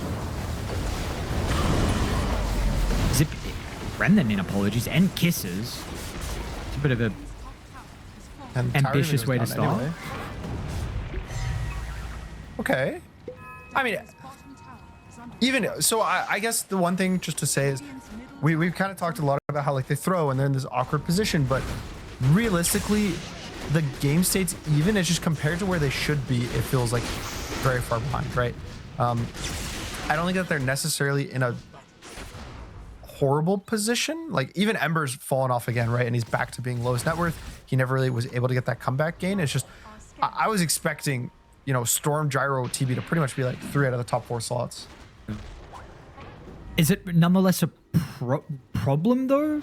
Like if you get the Aegis on Radiant and stall this game out, will Dire have a way to deal with PL? I have great news for you. That is the Midas on Disruptor. Okay, they have the solution. It's play for an hour into the game and get your Disruptor like a Blink Axe Refresher. You get this Midas. Midas looked great on Night Stalker. Why not just pick it on Disruptor? Oh yeah, because you know they're the same hero, right? They both silence. Hero, yeah. They both silence in an AoE. And have a slow and something vision, glimpse vision. They give vision to their team to disrupt their Q. I like this. And they also smoke with their team, so Execration is going to look on a jump on the Snapfire bot. Pretty tanky like we saw previously with Tino on the low ground. It's a little bit awkward. They'll get the kill though. The Mentality Monsters are thinking about coming back. Of course, Execration here would like to force the fight. Meta and Arcane ready to go.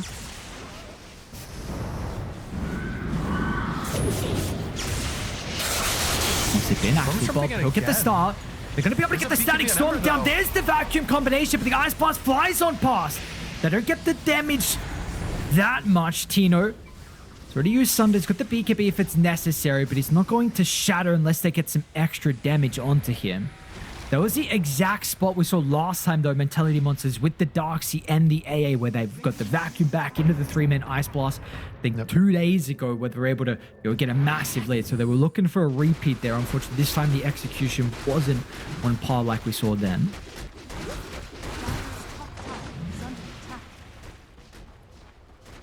But that's a fight without the PL involved. Without their Aegis carrier, this guy's like, I don't really need to join the fight. I just want to farm my Scotty. And Tina? No, Tina's okay. I was a bit worried. You are seeing this combo that Execration's doing all the time during the downtime, is Coddle's following Tino around and spamming mana on him. So that's why his meta's so low cooldown. Like, that's why they were able to take all the towers in the early game. His meta's up already after just taking a fight with it.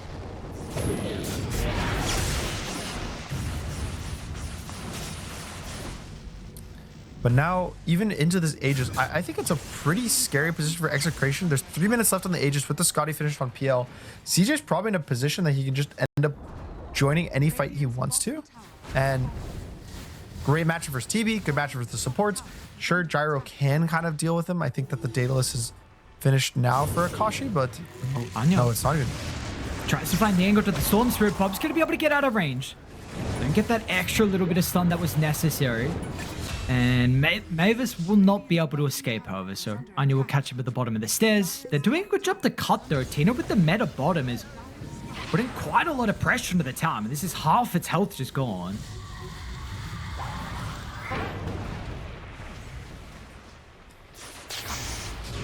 TB is doing, I think, his job this game. Tino, well, there was one kind of mistake in the tri-camp where I think he was being a bit too over-aggressive, but besides that, I think he's kind of been perfect for them. Like, all the towers taken are because of him. The map positioning, the pressure, everything's been looking really good for him. So I am I'm still impressed every game I see this TV offline. I think that there's a lot of options for people playing it to just end up being greedy and just farming, or not really finding ways to get impact into the game. So just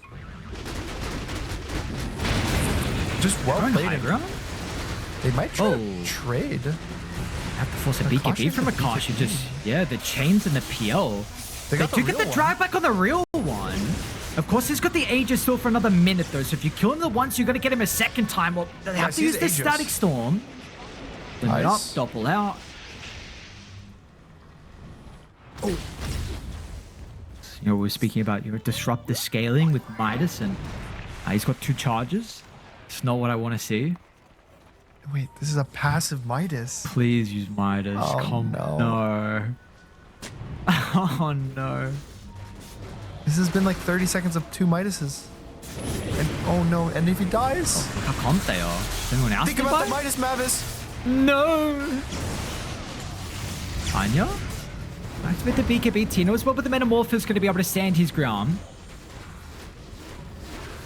And that will just be it. So, yeah, like you were saying, though, I mean, this meta is not too big of a problem here with the Coddle. It's going to be back up before we know it. Okay. Midas is on cooldown. Thank you. Was this like 2 45 Midas on cooldown. All right. Yeah, that was pretty much like half a full Midas duration. And he bought a gem. No. My scepter. My everything. Greedy enchant online, though. So all it's going to take is, 20 more minutes, and then we have an Ags. Super good Ags, though. Very game winning, like especially casting on the Ember or the Darkseer. But him, Ember. Also game winning for Ember. Able to find Shanks with a Force in the Glimmer Cape. Tries to get a bunch of separation. It's really just Anya at the moment to start. And if they can't chain control anyone inside the Searing Chains, then it's a bit difficult. So relying on the Snapfire, really, and the... I'd like to see Juju get the Shard next. I hope he doesn't greed out for the next... I mean, I guess maybe you can because Torment is up. Maybe you can actually greed out, but we're seeing some problems at the moment with being able to chain control anyone. Yeah, they don't really have... Their stun right now is basically just Snap, and Snap doesn't even have a blink. So it's kind of hard for 1J to be in a good position to get that like cookie off. In the early game, everything kind of just gets longer range as the game goes on, right?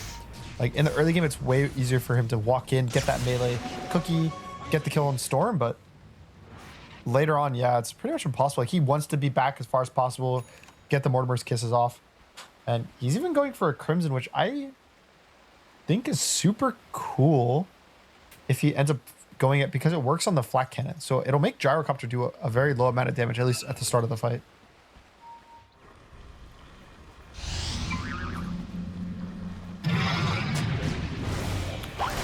What does Gyro even do from Kashi? 2.1k going to the bank. We'll see what he goes afterwards, but there's that Tormentor that Mentality Monsters are going to be able to claim. And there we go. Juju gets the Ag Shard as well. We've got a Daedalus as well online for the TB. So both carries having a bunch of physical damage. Yeah, I don't really know what Akashi wants for his next major item. There's an argument for Butterfly a lot on Gyro or Satanic. Satanic is low value because of the AA. Like if they full commit on you, you can never Satanic up, so that'll probably be an avoid.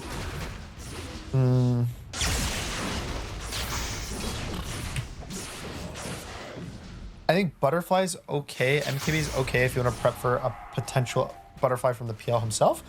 But I could even see... You know what I think you should do? This is really bold. I think you should buy a Blink Dagger. Or you should buy the Eagle Song. And then buy a Rapier and turn the Eagle Song into a Swift Blink. I think he needs a Swift Blink Rapier. We might be getting to that territory kind of soon. Really? Yeah. Shane? We'll run into the smoke from Mentality Monsters, so a free kill from them. Trying to sweep across the map and deal with some of the frustrating heroes that are split pushing. What about the Storm this game? What is this 6 slot from Bob?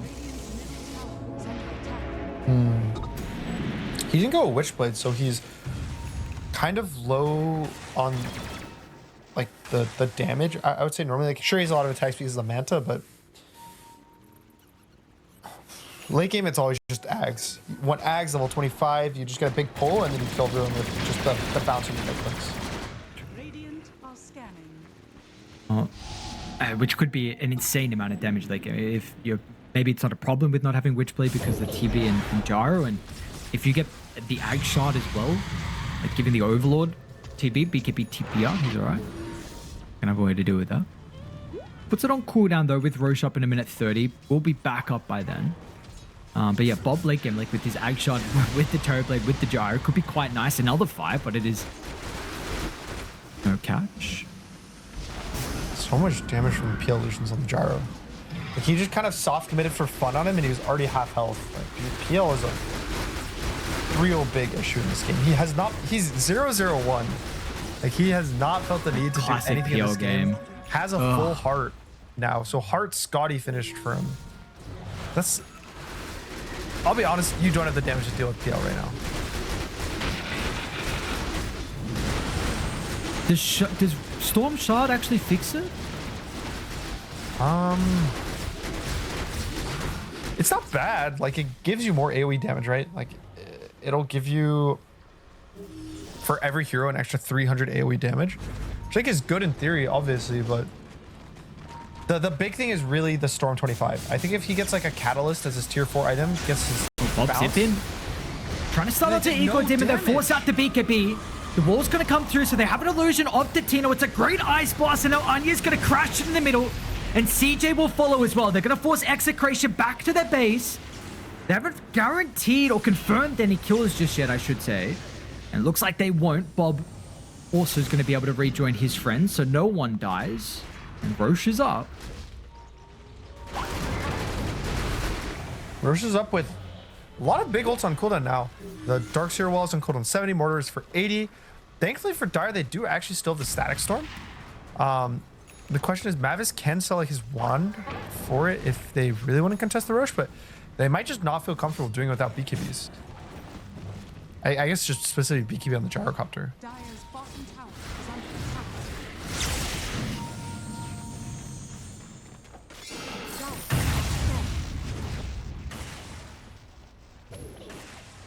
Scan does go red. A bit of a bait. I go red again. They have TB illusions, I guess, that can kind of scout out the pit. Tina will start to send some. We have to disrupt the scepter online, importantly. But Dire knows. Everyone knows about this Roche. So this could be a really big fight. Because the game is so close. Like, yeah, Radiant does feel like they're at the advantage, but if maybe there's a way that the peel goes down to the disruptor Ags, right? Like, yeah, he has this is disruptor massive. Ags against the Ember. They're actually going to use it on the Ember. Look at the damage as well. They try and protect him, but that will not work out. They're going to be able to get the force onto Akashi, so up the high ground. And has this guaranteed execration, the second Roche of the game.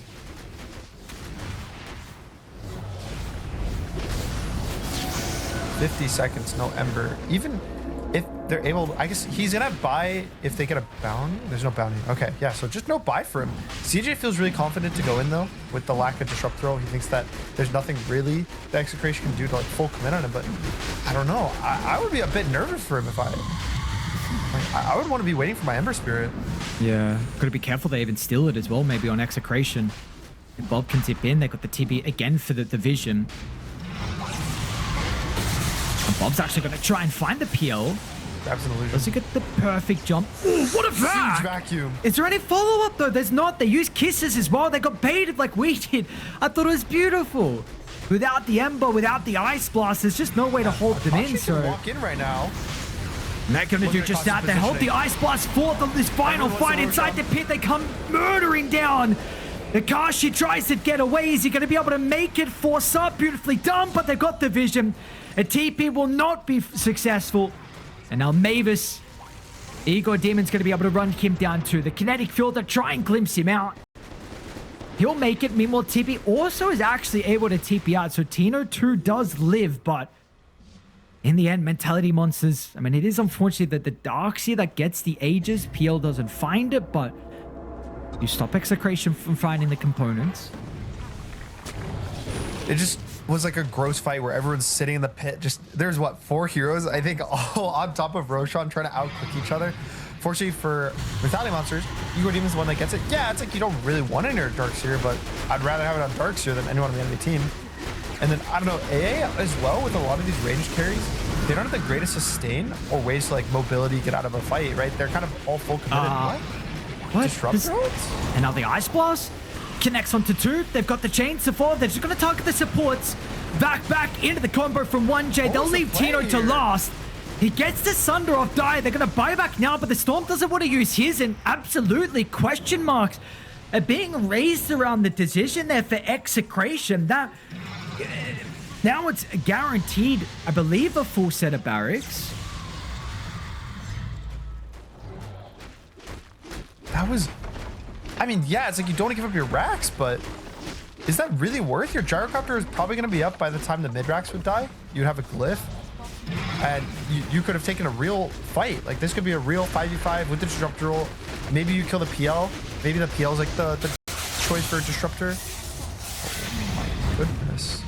There's an Orchid on the PL now for the Storm.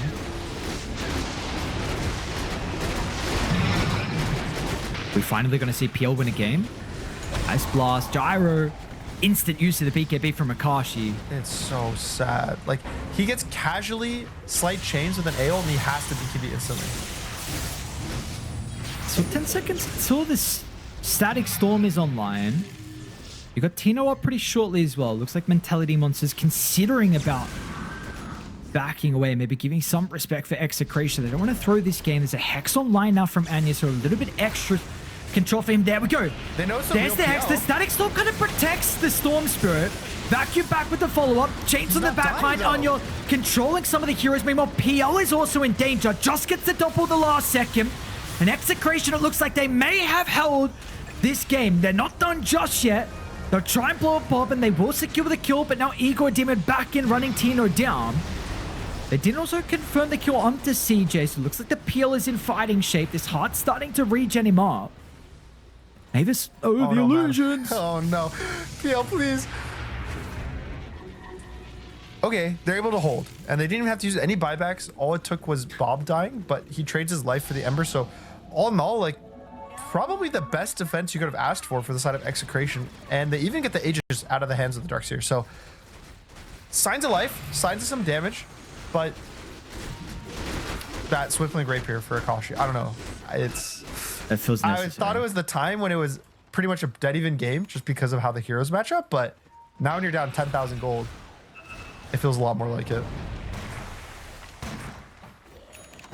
Yeah, you're gonna have to do something. Just feels like these fights are looking way too easy for Radiant to execute. I mean, there's potential for Mavis though. Like, he still has the capability with the Aghanim Scepter. We've got a bunch of baubles as well. 1J and Anya go for one. Meanwhile, Tino's got his own.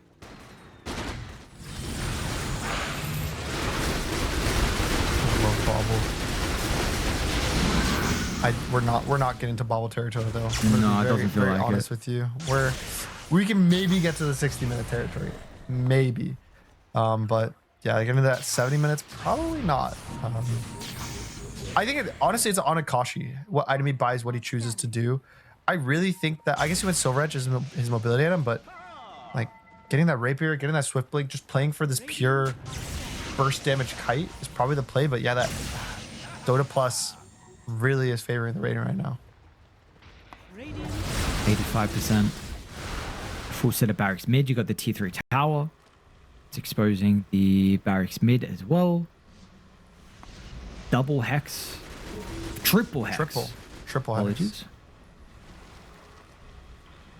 Akashi did it. He has it queued up. He knows what he must do to win this game. But they might try to go high ground before he gets a chance of buying the rapier. He's still a little over 2,000 gold away from it. So they know where of how much. That's TPR. Sorry, the flak cannon of the wave. Who bought back on Dire as well? Just the disruptor a while ago. Okay, so at least they didn't have to use too many. Speaking of disruptor, Mavis has got Blink Dagger now completed. Still's the Midas. Scaling up.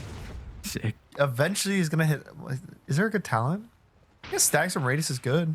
20. Yeah, if you don't keep using kinetic field with it, then yeah, it's not bad. 2 glimpse charges? That's big. That's a lot of glimpses. Just use one on each PL illusion. I'm trying to cope a bit right now. Yeah, no, I get it. Just a little bit of cope. What's not cope is the rapier can change a lot of the fights for the gyrocopter. I think that if he gets it, it makes it way easier to kill the heroes that get disruptor ulted.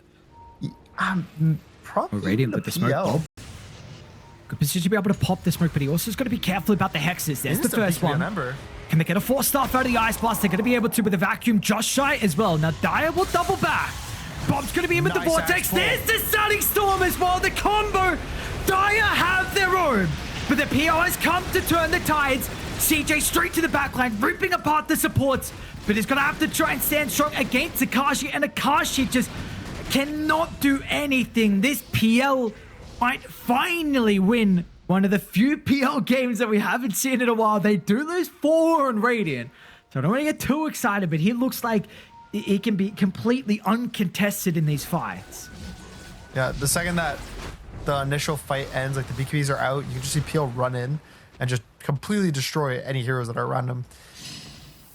It's also annoying because like you'd want this to be able to say, like, oh, my Gyro can Satanic up, he can fight, but can't really take the fight into a AA with a Satanic, can't buy that item.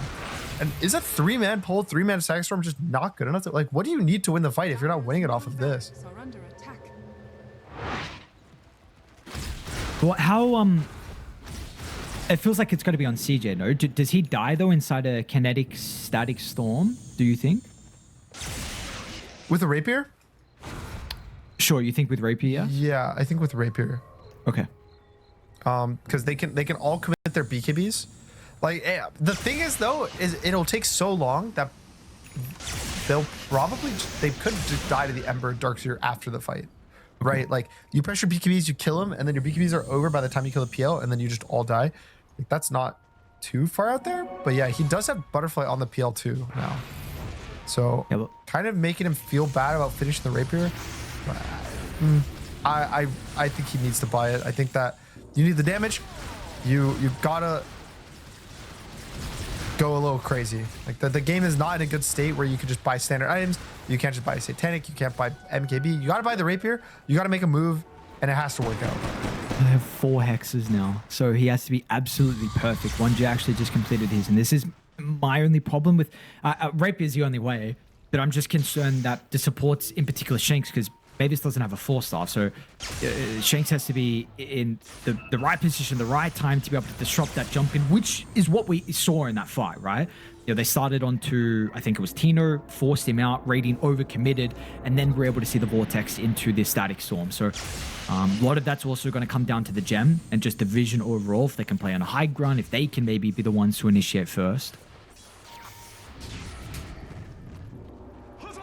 It's a scary position to be in. Kashi has enough gold if he wants it. Rosh is going to be up in a minute 14 as well. So this will be 3rd Rosh of the game. Refresher shards are a potential. Kind of feels... Refresher shard for Disruptor. Okay.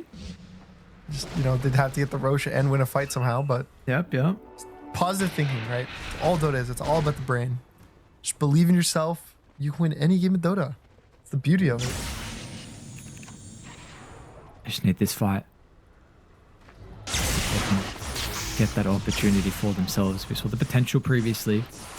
Feels like Darkseid also has to be caught inside the Static Storm as well. If he gets Crimson off, and getting some of this TB damage, the gyro damage. I think Bob now being 25 does change a lot of the game, right? Like, I think that now he has so much damage to provide in the team fights, especially with the Ags. Like, he gets a 2-3-man pull. Even killing the PL is possible. I think that the Shard could maybe come out for him soon too. He does really want the BKB, which I completely understand, but... 1J bottom? Do they zip over to go for him? They might see the Lotus getting taken, but of course they don't know where anyone else is. They want the PL. Dude, 1J is absolute free kill. No way. Does he actually get out? They're pinging TP to the Shivas for the vision. Oh! And now he reconnects with his team. 5 heroes. They know exactly where Execration is on the map now too. So get to hold this high ground. Probably want to break with the Ember. Someone with buyback, which is every single hero in the game besides the Darkseer. But he'll have it. He's just a little under 200 gold away. Ember breaking and getting disrupted is probably a win for Mentality Monsters. Just because it drops a remnant with the shard, you buy back, you're instantly back into the fight, can pressure BKB, kill everyone. So maybe if you can kill CJ, force out his buy, force out a fight where he's not going to be there for like 20 seconds, maybe then you have a chance. See, smoke off from Radiant. Let's go for the fight that can guarantee this game. Get that Rosh. Give them a far, far larger lead. For a lot of these players, this is the furthest they've been in a TI qualifiers as well. None of them, in fact, on Radiant made top 4, top 3, of course, even played at an international. I'm not expecting them to make it this far. Mentality Monsters continue to be the underdog in a lot of their series.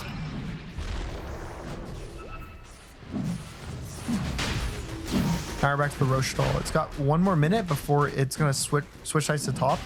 I think that Mentality Monsters is probably fine with just playing a slow Roshan and letting it flip sides, because they get the map advantage, right? Like, but they don't even need it. It looks like they're just kind of committing. Wow, this Rosh is falling.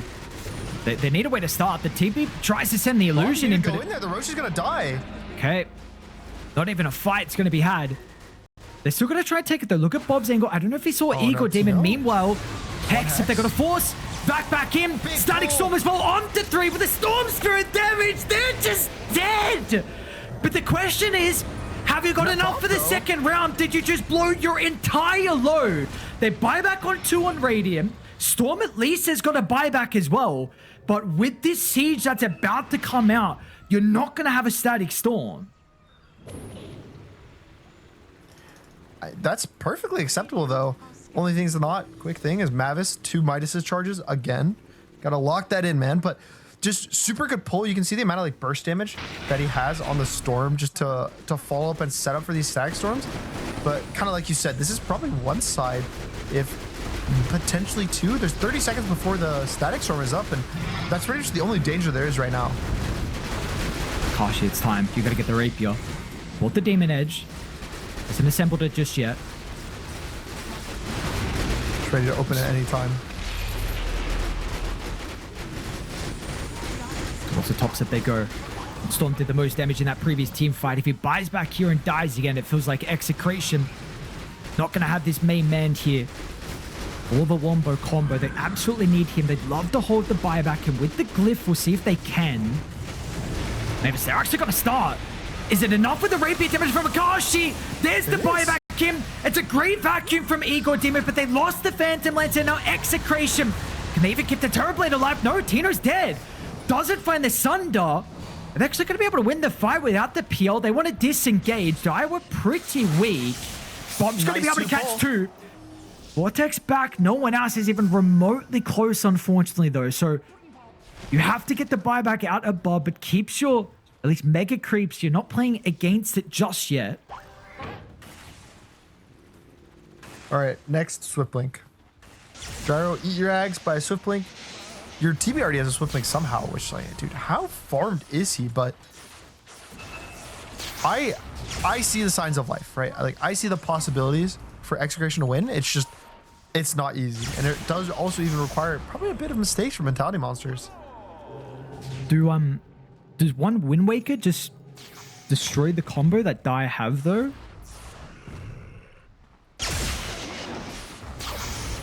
Would it scare you if I said yes? If you're a Mentality Monsters fan, because yeah, kind of like if you commit everything on the PL, some guy Wind Wakers him, he's in the air for 2.5 seconds. At that point, the kinetic field's probably down, so you can just cookie him out. The glimpse, I guess you'd have to glimpse him, but like it's not. That's enough of a break in the fight. Is that the item you go for then for Radiant? Do you feel like this is a kind of must buy? I don't think it's necessarily must buy. You just have to position it in a good way, which is somewhat difficult. I think there is an argument that if PL dies, they'll lose the fight anyway. The reason the last fight was awkward after PL died was because there was buybacks and they committed a lot more to the kill rather than just like static field and a pull. But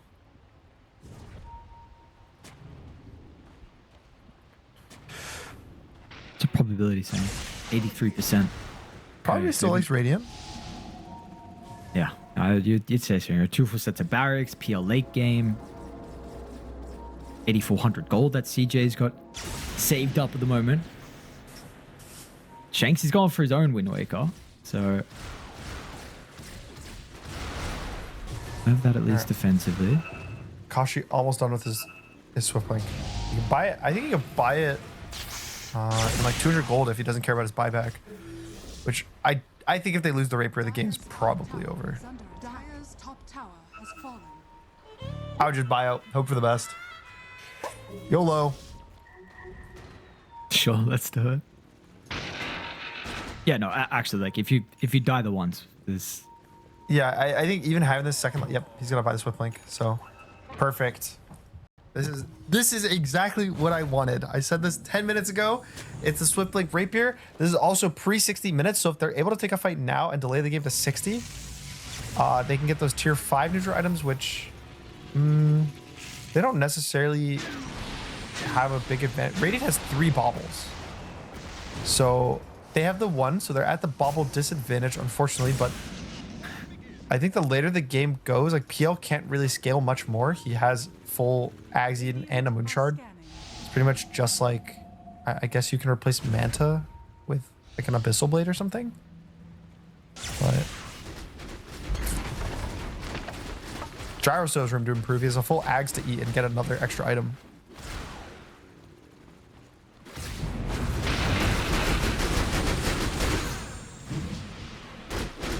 Who do you want the refresher shot on Radiant? They still have it in the backpack of Vanya. Not a good item. People don't want to use refresher. Probably the Dark Seer. 2 vacuums, 2 walls.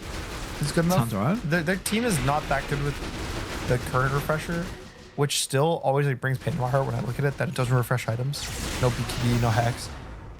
Makes sense. I get it, but like spell wise, no one really has.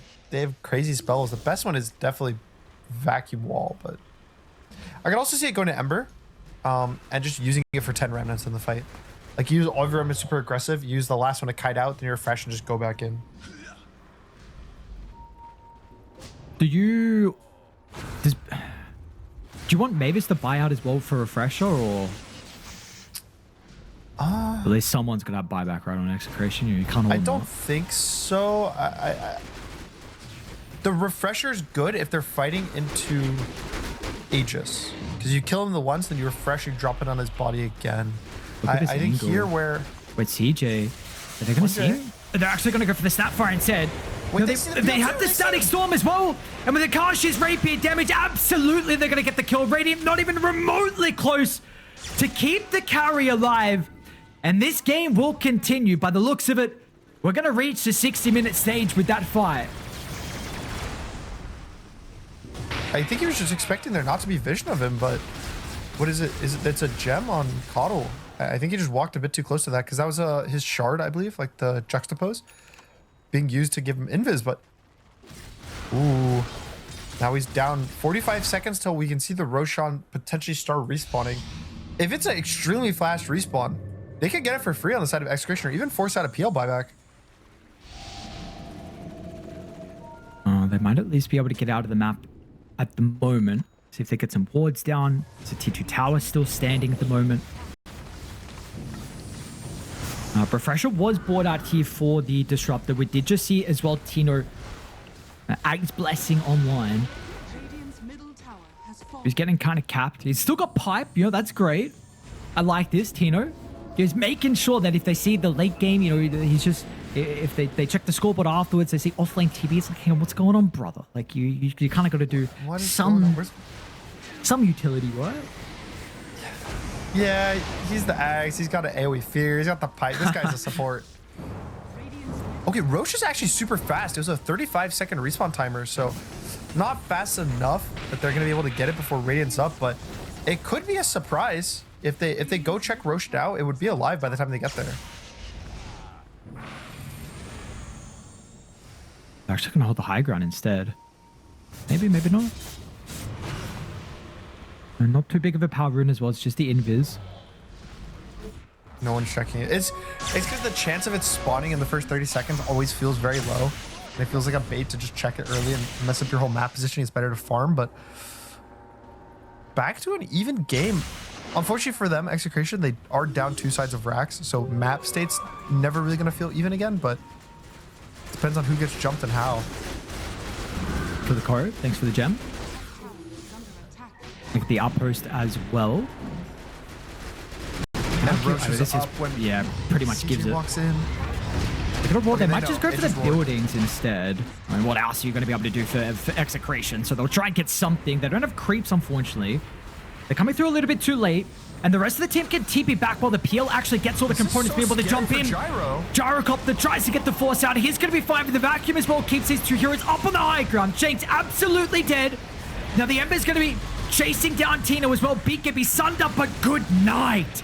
They will try and turn with the Static Storm. Can they get the Gyrocopter out with Bob's Vortex? They'll keep the Rapier, but Bob has 0 mana. Buyback is at least back off cooldown for the Storm Spirit, but that was a very, very costly investment to try and go for that play while they were roshing. I can't believe they stuck around that long. I think, like, yeah, you can hit it for a second, but you get 3 seconds to do this play of hitting the buildings, and with no creeps in the enemy base, that's just not good enough. And now this is what, probably triple buy is going to be forced. And dude, why are they on the top side of the map when Roshan can be alive? Like, I get it being earlier, but the second that it has the ability to start respawning, why are you not there? Why are you not set up? Why are you in such a far position that you can't even try to contest it?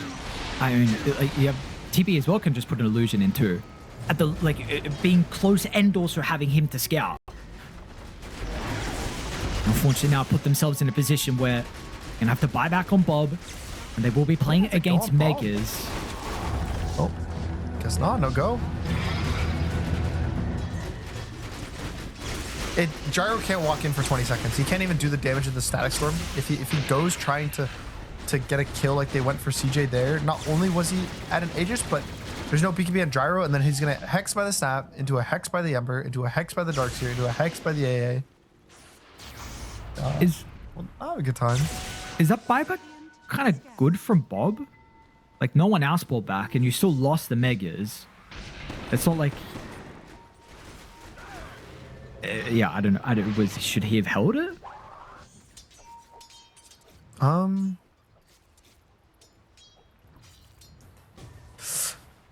I think it's okay for him to buy, but probably he could have been greedy and held it for the tier 4s. Like him buying for sure guaranteed his team didn't have to buy. And there's a world if they go for tier 4s there, maybe like the support would buy, the offlaner would buy. So him doing it just makes sure it's his, but it feels bad. It could have been held a bit longer. What have we got? Oh. Do a recap of everything. So the Aegis is on the PL. You got Refresher Shards still on Anya. You got Double Cheese, Snap, and Ember. There's 60 minutes though. So and Bobble, are we starting to work on that? Looks like 1J's already upgraded his. Did Juju as well? Juju's about to. What did the PL get? Fallen Sky, okay. What's the big tier 5? I'm trying to think of any like major ones.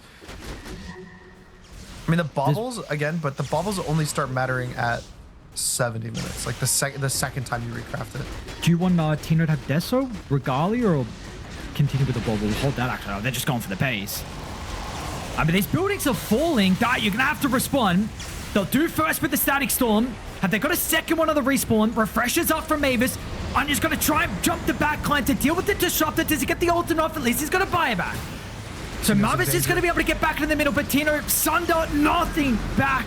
Not enough health. Wind Waker in the air. Mavis, no, the doppelganger. PL gets out of danger, and without the Static Storm, they've got the glyph as at least to protect him for the moment, but it doesn't matter. Rapier on the deck, Storm gone as well. And we will be going to a game 3. It took them a while on Mentality Monsters, and we've got to keep in mind how this game started as well. Execration had about a 3,000 net worth lead, and if he goes Ags, I would give it to Mentality Monsters. I think that they have this like super strong mid game that's pretty much impossible for Execration to fight, but I think that mid game is fightable without the Ags. Like, but we'll see. It's always hard to say because then, you know, then he goes like some Manta BKB timing, and then now he's BKB and he's also able to like man up and fight and play around his team. So there's always so many ways to play the game. One person's idea might not be the other's. They're going to end up doing the idea of doing the smoke down your river for the bonus moon speed and then go behind the tier 2 tower. So they won a first blood here. I don't think anyone's really going to be expecting this. This one's always like a randomly, it happens one every 30 games these days.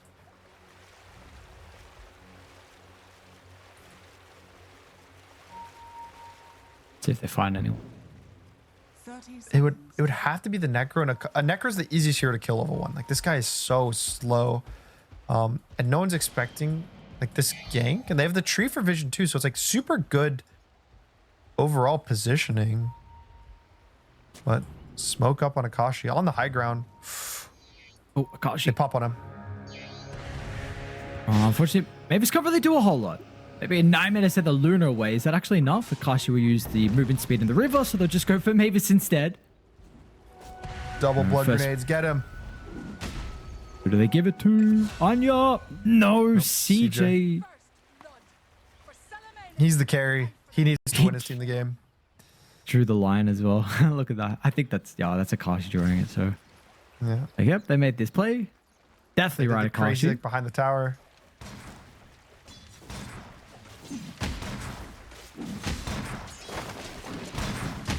Oh. Okay, so the build on the offlane is it just Ags Rush? It's not the Helm of the Dominator anymore? Because I know that's what it used to be in the past. Okay. That he went at least. He did. Sure. I just saw 2 games. I think there was a third, but I didn't check that one. So he goes Null. He actually goes Scepter before Soul Ring. BKB Shiva's Heart. Okay, interesting. Anya mid. Anya?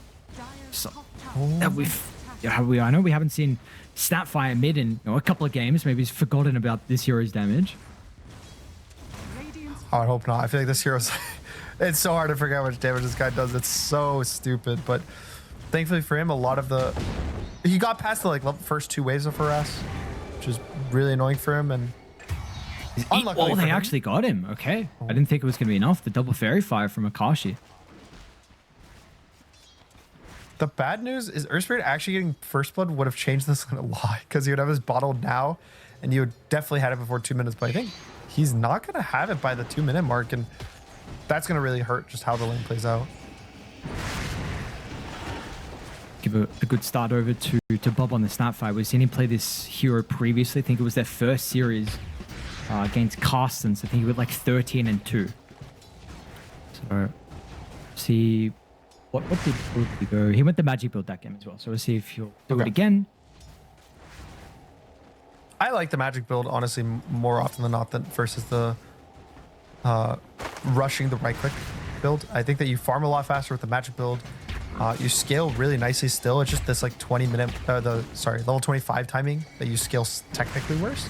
But even then, like the Glob's talent is crazy. Like the +8 Mortimer kisses, it doubles like the shoot speed of them and doubles just the amount that you shoot in general. So just a crazy like upgrade for the ult, and then eventually you hit that level 28, 29, and you can still go for the rapier. It definitely feels like the talents on Snap are insanely better than some other heroes. Like really all of them. Like they are actually great. Every single talent is just good. Like what is that actually? Like I feel like we get more Mortimer Kisses burn damage, right? At the 10? No, you go Scatter Blast, Fire Snap, Mortimers. Yeah. But then the other ones, like when you do right click, the little shredder attacks, like the targets, and then the damage, like what? Are we serious? Damage from tower. And then bot we haven't seen too much of, but to me this is going to be another like standard kind of Terrorblade lane. This one's slightly better than the other ones because Luna does have a magic damage and a way to kind of help deal with the TB illusion. So okay, apologies. You have the tether still. He's okay. He has a salve too, so he'll be able to heal up. But yeah, I don't think either lane should win this one too hard. The Luna tree supposedly should just be the strong lane on average, and TB just seems to have great success for carries. So I'd assume both heroes here are just going to free farm, and a lot of the action is probably going to be top between the Necro versus these two just kind of tanky heroes that don't deal with Necro. Like I always want to say I was a strength hero, but it's a universal. But I say Necro kind of counters universal heroes the same way that he would counter a strength hero. Is it double fluffy hat build again? We're going to see if the Necrophos. So, like guaranteeing the lane, it feels like. Which, again, could be a bit scary. Top lane, Mavis. Not going to be enough damage here with the orbs from Igor. I just got to keep in mind, I mean, game 1 was your pretty Execration favored. In game 2, well, with the 5-6k lead they had off the back of the lanes, if they repeat this could be a problem. It doesn't put you in a good position for Mentality Monsters with a game 3 decider where you're playing once again on the back foot. And we might be in a position where that could be the case. I mean, mid is absolutely getting destroyed. Bob 32-7 compared to the 22 last hits. So we'll see what the rotations can be like for Anya. The biggest thing keeping the Earthspirit in the lane, even somewhat up top, is the tree armor. Like I see Juju is just maxing it. He's not going for Nature's Grass. He's definitely not playing for his own lane, which, again, I'm not really expecting. Oh, my Shanks just took all the last hits. Does he dive because of it, though? No. Taser? It's hard for there to be a lot of pressure in this lane for Radiant because of the techies. Like, he can just taser whoever they go on. So, and also, even if he's using armor on his lane, it can get purged by the taser. So, it just, to me, seems a lot better to prioritize your other two lanes, hope that they like win or go even, which I do think the armor is making a big difference. Bob's got kisses up now. It was a bit difficult with Anya having the roll. Nice scan as well, actually. Straight at the time that Juju rotates. Sentry's going to get laid down on top of the observer place. A little bit unfortunate from Juju. Dire's middle tower is under attack. That had to have been some research, like a good prediction play of watching Juju every time it's, say, 5:30, he's going to take the gate, going to place the tower, ward behind the tower, want to dive with the siege. So knowing exactly what he's doing as he does it is always just a sign of understanding your opponents and their heroes and what they want to do. Just going to see how they also respond in tow. Bob's already starting to walk to top. And unnecessary though. Radiant will back away. Not going to give them the opportunity for if they die there. Bob, Then TP bot. okay, Juju. He'll also give up the kill here by the looks of it. Scatter Blast already used. They'll need the right clicks. Second kill of the game now for Execration.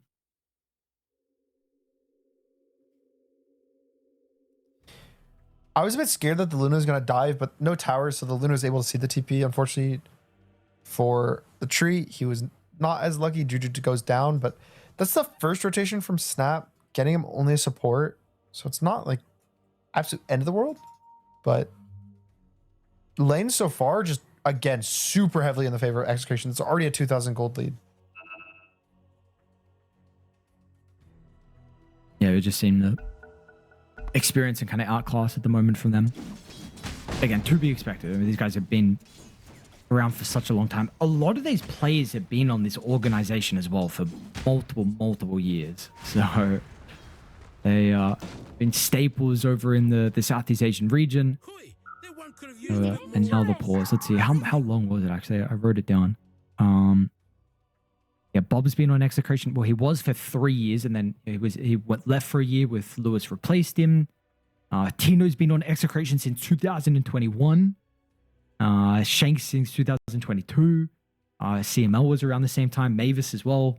So these guys are long stints on this organization. And of course, recently made the roster change with Palos. Palos left about a month ago, and they tried to have some tournaments with Krish. That didn't work out. They brought Akashi, which is the only person who's actually been to TI in this entire game. Kind of Akashi, 1J. Definitely wants to go back. Oh, roll in. Anya. Go for movement. Are they going to have a way to be able to cancel the TP out? No, they do not. Okay. Now, Anya's thinking about also diving Mavis, but a bit more sketchy now. Radiant's middle tower is under attack. And now Bob is kind of looking to walk over, but there was a ward on him. He could be in danger if the Earth Spirit gets a connect on the roll. He's really tanky, but they know that this is coming. Oh, the high Wait, ground they still didn't position. take the XP at 730. Oh, Shank's just going to be able to get in range to cancel that. They'll deal with the Iron offlane, surely, right, Bob? Kisses point blank, now turns. Quick silence from Anya. But I don't think it's going to matter. 1J's... Oh, they even ward. All right. And he drops the sentry. I mean, that's kind of a cool ward spot. Yeah, yeah. Unfortunately, there's no wisdom roots for the full duration of the ward, but why was it there so long? I guess it was because they made the play with the Earth Spear top at that 7-minute mark, so they weren't really able to back up and give the wisdom, but losing it that late and now potentially losing the Earth Spear because he has no more roll. Shank's even starting to walk on over as well, but the blast off that might help with the damage that they were lacking. 1J picks him out, tries to use the bottle, sips Juju as well. It's not going to be enough. Scatter Blast will blow him up, and the living armor will not be able to keep the Earth Spirit alive. So once again, Anya is going to be playing with the disadvantage like we saw with the Ember. It's a 4K lead. Oh, man. All right, so what is the timings for Mentality Monsters? So in my head, they have this IO offlane who's can show up to fights with the relocate when he hits 6, but I always have thought of IO as a relatively weak hero until the Ags, at least as a core. Like when you compare it to other cores. I think as a support, the Max Spirits does a lot of damage, but as a core, it always feels a bit mediocre. You have Earth Spirit, who probably at this point is going to be pretty low damage without his Vessel, and the Vessel's very far away. So you have two heroes that are kind of weak. Sure, your Luna's having an okay time, but are you really going to ask your Luna to show up to every single fight just to see if the damage to kill like a random like Snapfire?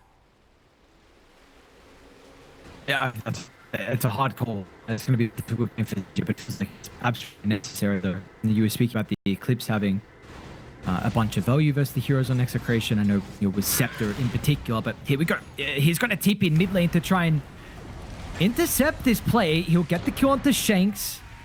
So we're already seeing like CJ is completely aware of the status of this game and how necessary it is for him to be showing up. Yeah, really good TP on him to make sure and help his mid. I think that if the techies and basically the supports there just get a kill on him. That's Blink Dagger on the Snapfire already. They're going to be able to get in front. Yes, they will, Bob. Oh, whoa. What? Is Anya out now? And hang on, this kind of happened. And now are they just dead, Bob? This is almost similar. They're going to be able to secure the kill onto Bob. Cookie to get some separation. Scatterblast throw, but the rolls up. Anya, they kill him.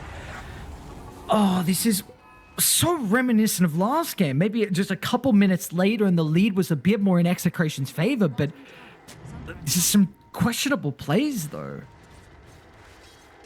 Why not just... I mean, okay, sure. It, like, sucks the second that he, like, nightmares the Snapple. Like, yeah, it's sad, but couldn't you just let the nightmare just, like, ride it out and let the Earth Spirit get closer to you? It lets your cooldowns tick. It's not like he's going to get saved. And you also don't have to dive as far. Just, I think a bit stressed. Like, you know, when you click a spell that like hurts your team, such as like a nightmare, a cold embrace for the winter wyvern, like the ult, you always like get stressed the second you do it. You want to like fix the problem instantly. So I think actually making the problem even worse. Look at this smoke bottom. Taking it off. The daytime, it might be a problem. Are they going to sunder into blast off? The bit, yeah, that's a good voice line. It is interesting. I mean, trying to make moves, I think that thankfully for them, they aren't losing the most out of these moves.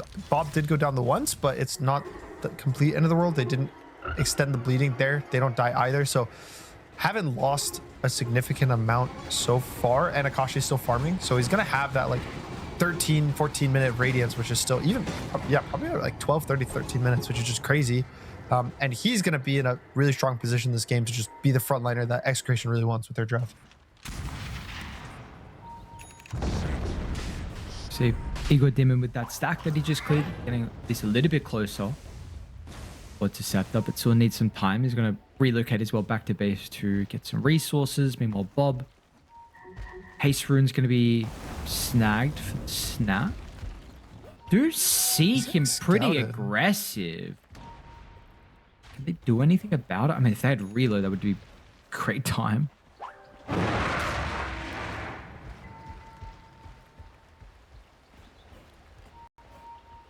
Oh, so you just paint his campus blocked. But yeah, I think that for mentality monsters, if they're not losing towers or getting pressured super heavily, and they have the ability to farm Vessel plus the Axe and IO, I think they're really happy. So Tino gonna put a stop to that. He really wants to take the tower so that they don't get happy. So he walks mid with the meta, and he's gonna go for the pipe again. This is probably an even better pipe game than the last game, between the Earth Spirit, the IO core, even the Luna ult.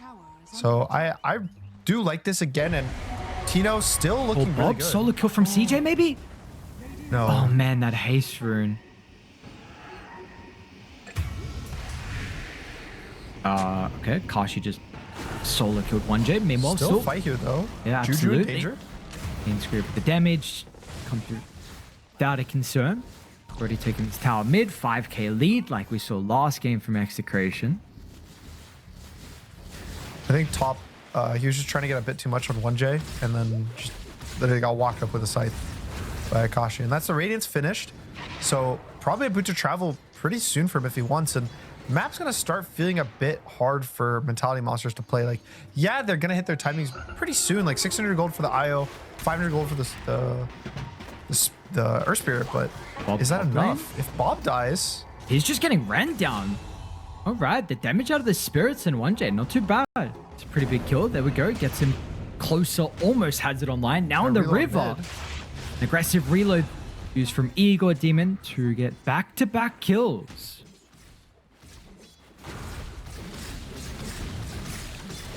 And that's his axe finished on the IO.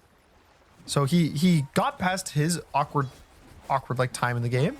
Earth Spirit's about to get past his awkward time in the game, and sure, they are down 5k gold. It's not like the other team, like we're not really focusing on the timings for Execration, but I feel like that's because Execration just timings on all of their heroes, right? But I do think fighting wise, mentality monsters timings are a bit better right now outside of like the Necrophos Radiance. You want to try and see them force something around mid? Yeah, I think that even, well, pressuring the Necrophos is still, this is like the easiest time to kill him. when he doesn't have any health items, he doesn't have like magic resistance. He basically just has a stick and a fairy fire to live. So probably trying to make a move on him would be the best if you could do it. Meanwhile, they're going for their own play down bottom. It is getting scouted out. This Observer Ward from Radiant along with the Tree Protector. So 3 heroes positioned down south. Meanwhile, 1J and Eagle Demon continuing to farm up pretty aggressively in Execration's jungle. They have the Boots of Travel online now for the Necro, so he can join the team. Just be a little bit more mobile. Bob as well with his own.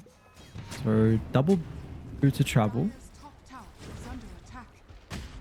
As CJ hasn't queued anything up after the Manta, so still waiting to see if he goes Scepter or not.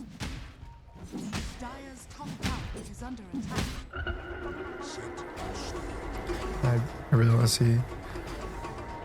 Oh, it's so good this game. Like it's going to kill the TB.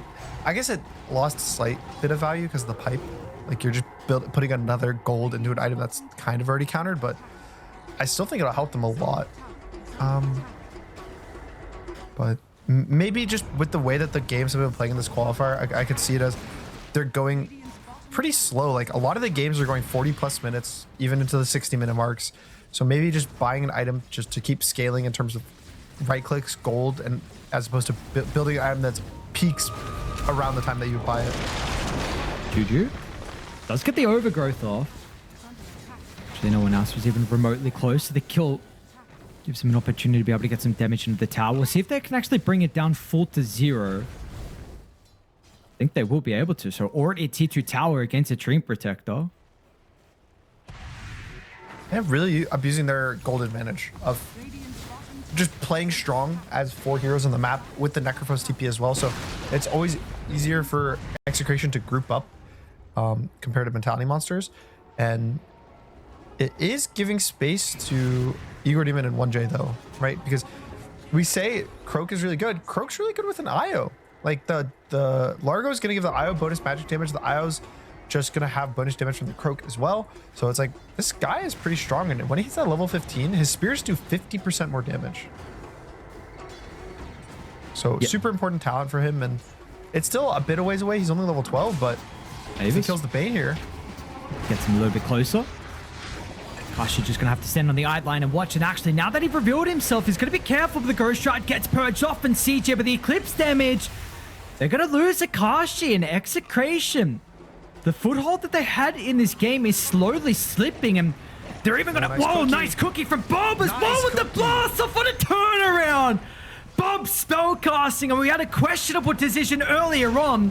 Tino's going to try and run one down. Meanwhile, Anya goes in. But the roll secures the kill, but it's a mid laner for a support. The trade, it's just not worth it. Bob made up for everything. We were worried, you know, he had a bit of a slip up in the second game, a bit of a slip up in the third game. But now here, he's like, okay, you know what? I am a good mid. I know what I'm doing. I'm going to lock in. What a good cookie that was. A cookie onto 2 with the ult, setting up for his whole team. And if he doesn't do that and it's just a 2 for 0, that's how the game starts to fall apart. You know, that's when like the Luna's feeling good. Luna's getting a bunch of kill participation damage, a lot of gold, but shutting it all down right in front of them, and might even kill CJ now with a TP on the Snapfire bot. And looks like it with the overgrowth.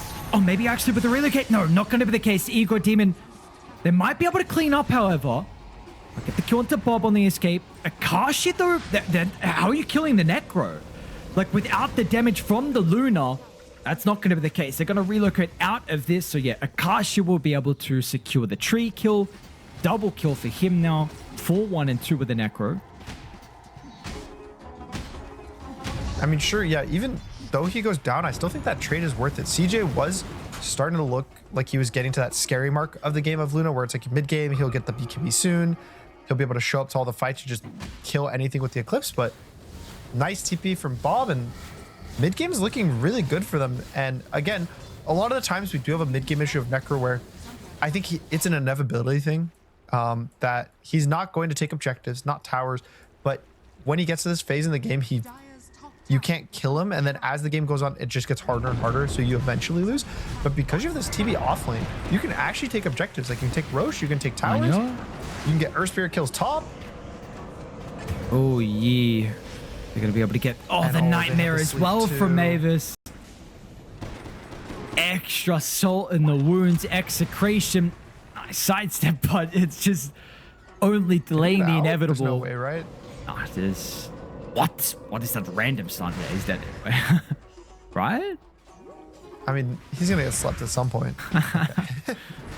But waste a bit of time, and even with all that, Execration's now just starting to snowball and get their lead. They're feeling a lot better. I feel like this looks more like their game one self of finding kills. They were doing this in the second game too, and I just don't want them to hit a wall. A lot of the times, I think this is like what happened in the last game. They like hit a wall randomly where they stopped getting the kills. But I think that their draft is much easier to execute here, right? Akashi's playing a hero that's way more active. They have two different heroes with boots of travel, so constantly gonna be able to teleport, catch these heroes, and they're just being so proactive with their ganks and their rotations. And because of that, they have the opportunity to be able to get the Tormentor for free. They've already got the mines that are set up down bottom as well if a fight did break out, if they wanted to run into this area. So Ike Shard's going to be online for Shanks. Mad Shard, Mad Bomb. Kind of bad on both. I mean, The technical one isn't that bad, I think. It's a lot of damage as the game goes on. Right now, it's okay.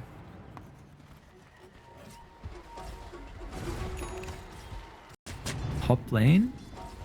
Back through the portal and playing by Tino, but it's just Shanks at the moment. Someone else will join. It's the former Bob. Arcane Rune's going to be in the backpack as well, but Bob's position needs to be really far away if he's going to use the kisses. Now to look at the pincer move as well, all the way down to the south. Akashi is going to be able to run into Anya. Mavis is there as well. Scythe burst. Good night. Anya's dead. Meanwhile, CJ is trying to deal with Mavis. Mavis gets a bunch of health back now. Turns with the Fiend's Grip as well. CJ. They have no way to be able to cancel the ultimate. And with the carry dead, they're going to lose a third as well. Bob kills off Juju. One Jane, at least Ego Demon have the movement speed. So yeah, they're out. But these fights are continuing to look very free for Execration. Whoa, gosh. Okay. It's fine. Just way more damage than I thought. And that's an 11k gold lead.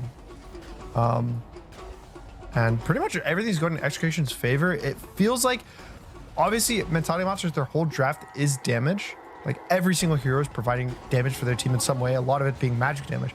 But I think Execration, especially with this pipe, you have pipe on Tino, you have some sustain from the Necrophos.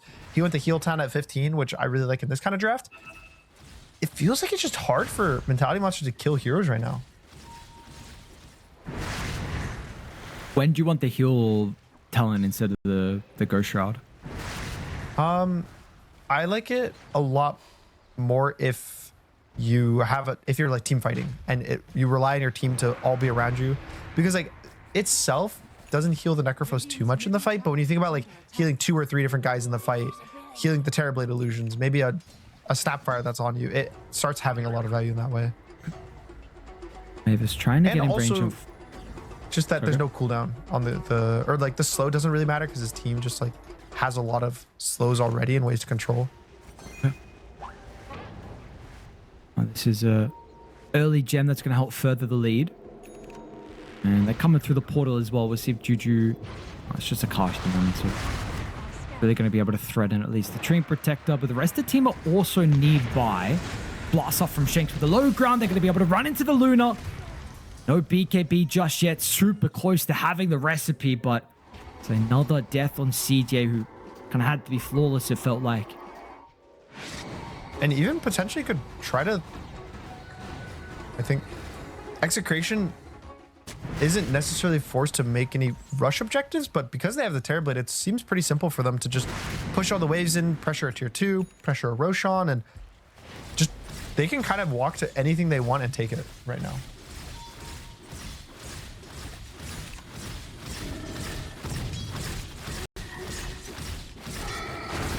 Let's see if that's going to be the call they want to make. It's 30 seconds that it's still going to be up top. Skentor's got red for Radiant. But it's just some heroes outside of the pit instead. And now Akashi wants to reclaim their own jungle. Being on Are they gonna be Bane. able to... Oh, Cookie, they split away. With the Fiend's Grip on the BKB, nice silence. Gonna be able to There's cancel no reload this. for 25. Maybe they'll rely on the movement speed. Scythe holds him in for the last moment. Nightmare as well. A little bit awkward. They're just relying on any form of so stuns fast, they've though. got. And yeah, the tether with the Lager, they're going to get out. Dire's middle tower is under attack. That was a lot of commitment there. And even Bog? trying to look back on the snap, they're trying to 2v5 them right now. I mean, they are they going to be able to sustain through it at the moment without the Cypher? We are seeing that they're lacking this quick burst. I mean, it's a cool combo, kind of the Iron Lager, but 12k, they're going to have to do something impressive. They're going to have a ward as well, and the two supports going through the portal. Can they cancel any of them? They just get the Frost Storm. The last moment. All right. Something. The interesting thing right now I'm kind of seeing is Execration sometimes has issues catching heroes away from objectives, right? Like we see a lot of their big plays. It was like around their tier 2 top when they were getting dove. And I guess there was the Luna bot that didn't really count it, but they don't have the greatest stuns, right? Like you have Bane, but there's a lot of different ways for the grip to get canceled. So it's like probably choosing to fight around Roche, around a tower, around somewhere that, you know, mentality monsters can't kite and run away with the IO Lurker. Like they have to stand there and fight. Is probably going to help them a lot more. So I think it's a really good choice to go for Roshan here, and then probably just start hitting the tier 2s, hitting the tier 3s. Just don't give yourselves a fight where you can get kited by an IO Largo.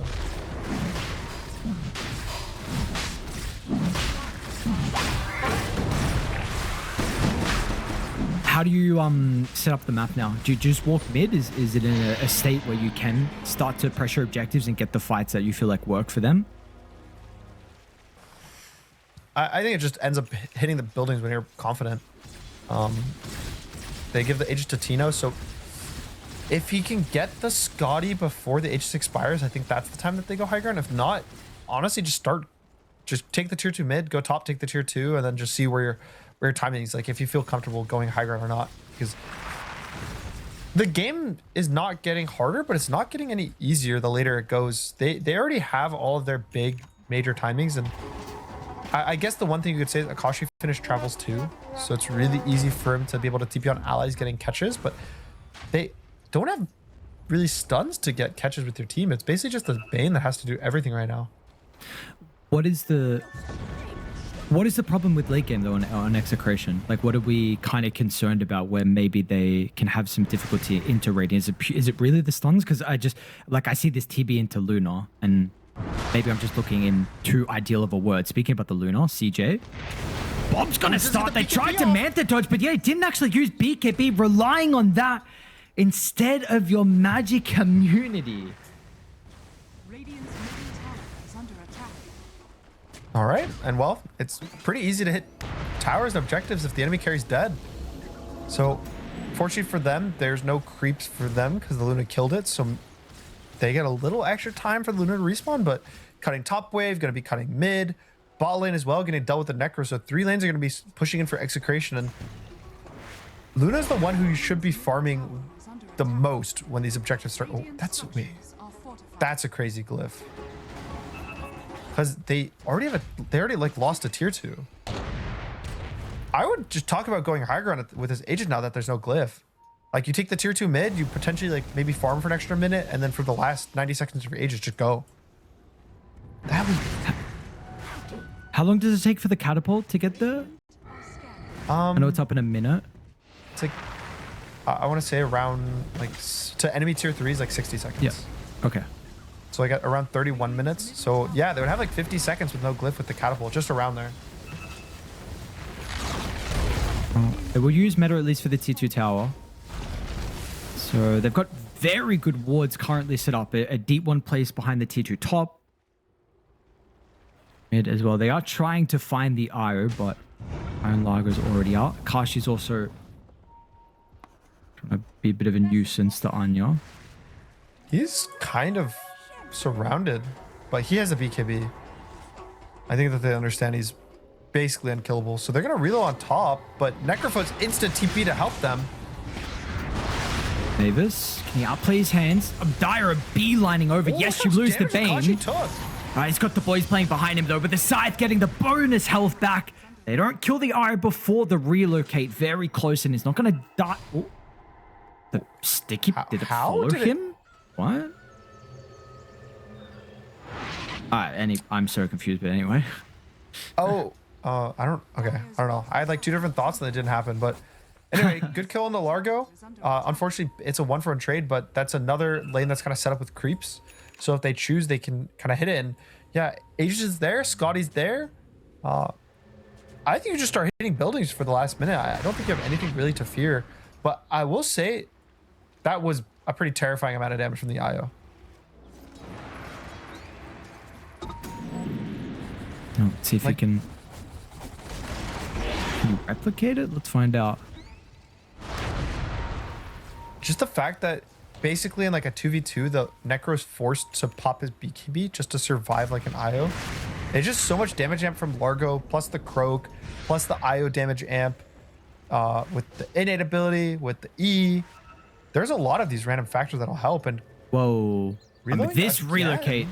Yeah, I mean, now unfortunately it seems like they're trying to stay together on Ego Demon. He's got the tether actually back up, so it looks like it won't be a problem.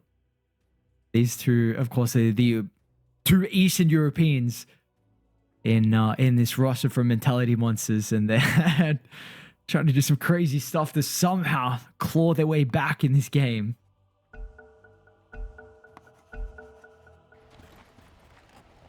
So is there anything big for Radiant? I mean, honestly, I think Igor Demon has to carry this game.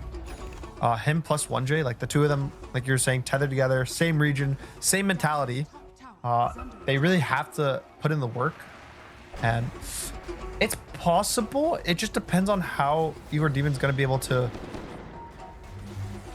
get out through the fight. Like if he gets gripped into a Scythe, they'd probably lose, but if him and 1J are able to like play this kite outskirts fight, I could definitely see it going pretty good for them. So trying to fish for the kill under the Starfire top lane, but good positioning from Bob. Luna does show, and meanwhile bottom relocate once again. Won't be able to get the next way. Well, it's super far away, so absolutely won't. But mid, unfortunately, this is already pushed in. They're going to have to come back now. Just tier 3's gone.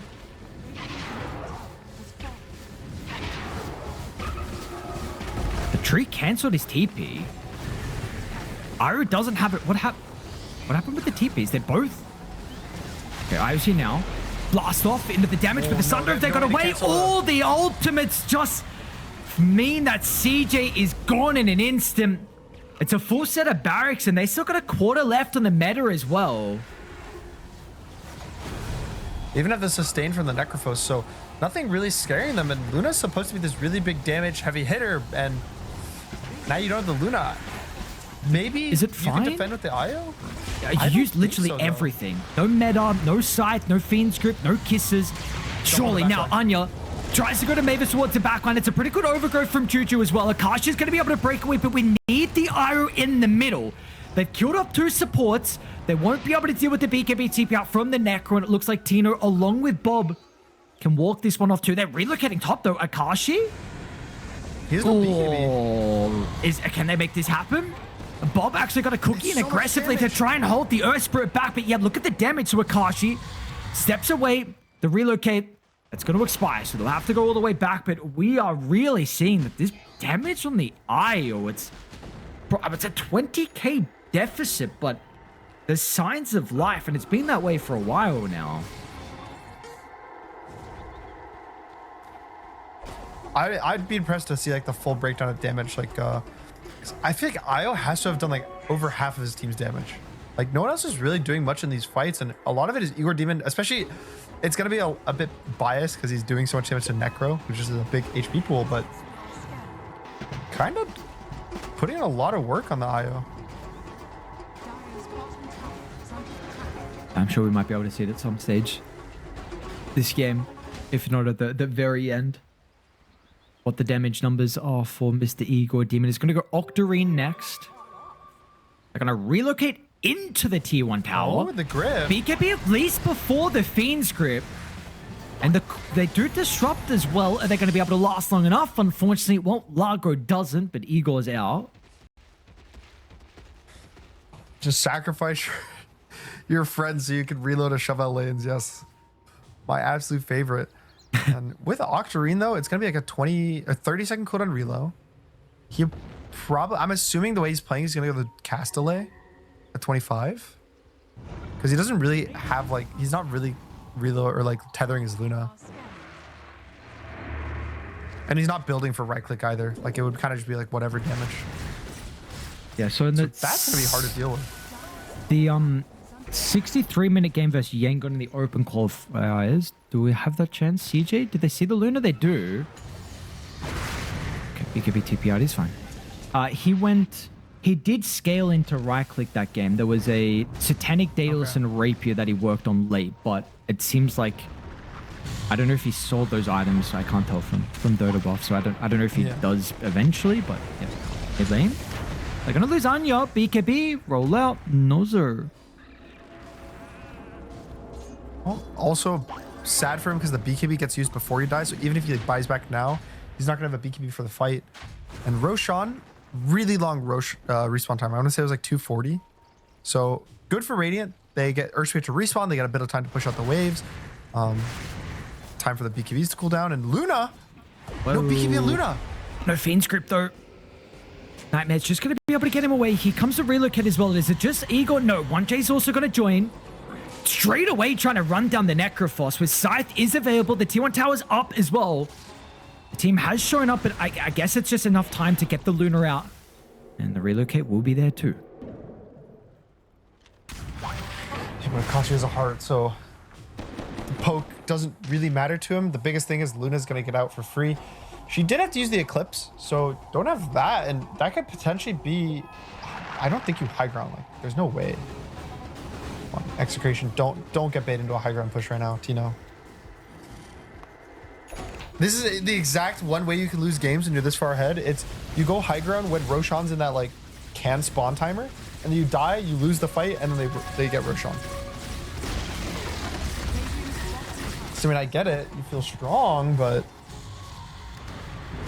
just walk it. Thank you. They walked away.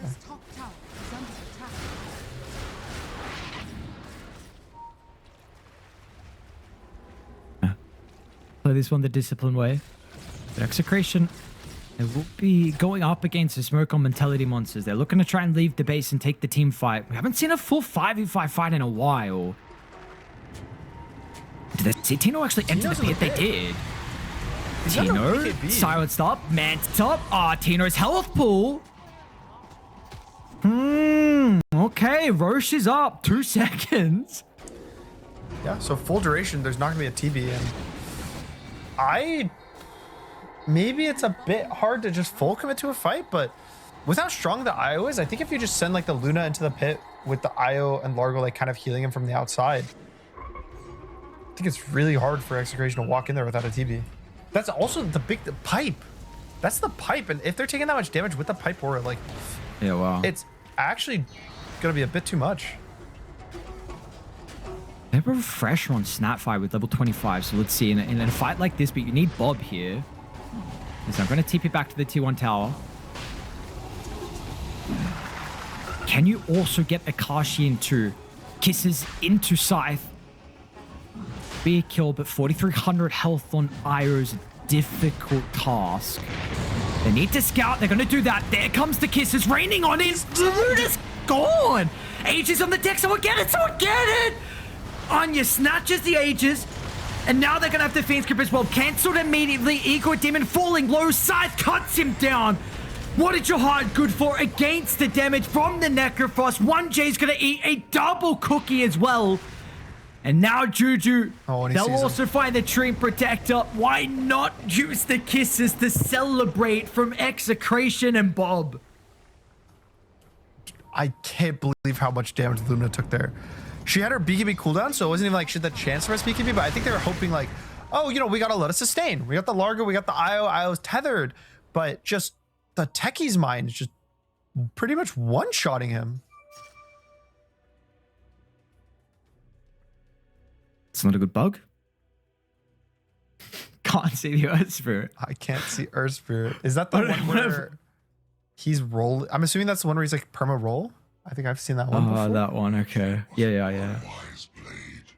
I that one's a funny one. I don't mind that one. Let's see. this replay. Perfect opportunity. The Two mines. It was the techies did 1,800 damage if I remember correctly. If I checked, I can check now. Actually. Yeah. 2,200 to the Luna. Like, okay. So 2 buys are already forced. The Luna probably doesn't want to buy. He really needs that Satanic to just be able to have like the HP pool to survive the lifesteal.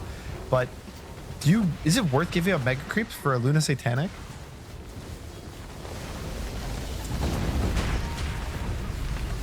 It's a difficult call to make. 15 seconds at least till she's back up, but is it Megas or is it Satanic? What's going to be the call? Anya wants to fight or at least stall because he does have the Aegis, keep in mind, but Akash is just zoning the backline, but the Earth Spirit's gone. Luna is back alive, but are you going to be able to get Anya out as well? As soon as the respawn, Hex is going to be eaten. CJ tries to enter the middle of the team fight. It's do or die for Mentality Monsters. Their hope to be able to make the lower bracket run might be cut down here. Luna's dead. She can rejoin. Of course, you were trying to hold the buyback, but now it needs to be used. The Karsh is in deep. BKB is going to be able to allow her to kite the Eclipse along with the magic damage. Megas aren't up just yet. Execration, they'll back out of the base. That was so disjointed. I was relocating for this Arcane Rune. And Bob's already here. Do they burst the Luna? Oh, he's gonna miss. Dude, CJ just pulled back. Dude, CJ just pulled back. What is this play? Insane. Oh, my carry. 100 seconds with no Luna. How do you fight this now? Okay, they still have the broken combo, right? The guys that have got them in the game the whole time. They have Io Largo, and now it's okay. He's gonna reload bot, shove out another wave. Yeah, but unfortunate for them. Whoa, there's no creeps in the base yet. Oh no, the reload. True. Oh, the banners are down. Okay. Alright, never mind. It's just a banner. Oh, 3 banners. They're gonna have a mid wave in a second. It's gonna go push in, gonna break the back door. Bob is also doing a really cool job with the smoke. He was like trying to see if the Earth Spirit or the Largo would walk up to try to prevent the back door from coming out, but no one did. And 1J's Courier goes down, so no Lotus either for the Largo. Whoa. No, run the other way. No Scythe. I think they're fine. It is Megas though. Yeah, and tier 4s as well. 44 seconds with now Luna. They're gonna go. Stop. Roll in. Here comes the response sir from Execration. Anya's just dying from afar. Doesn't even make it back into the fountain. Igor Demo can activate the BKB, but the physical damage from Tino. These right clicks are starting to rain in. Double kill. Time to celebrate. They're going to book their ticket in the series later on tonight. Execration have guaranteed themselves at least top 4. This is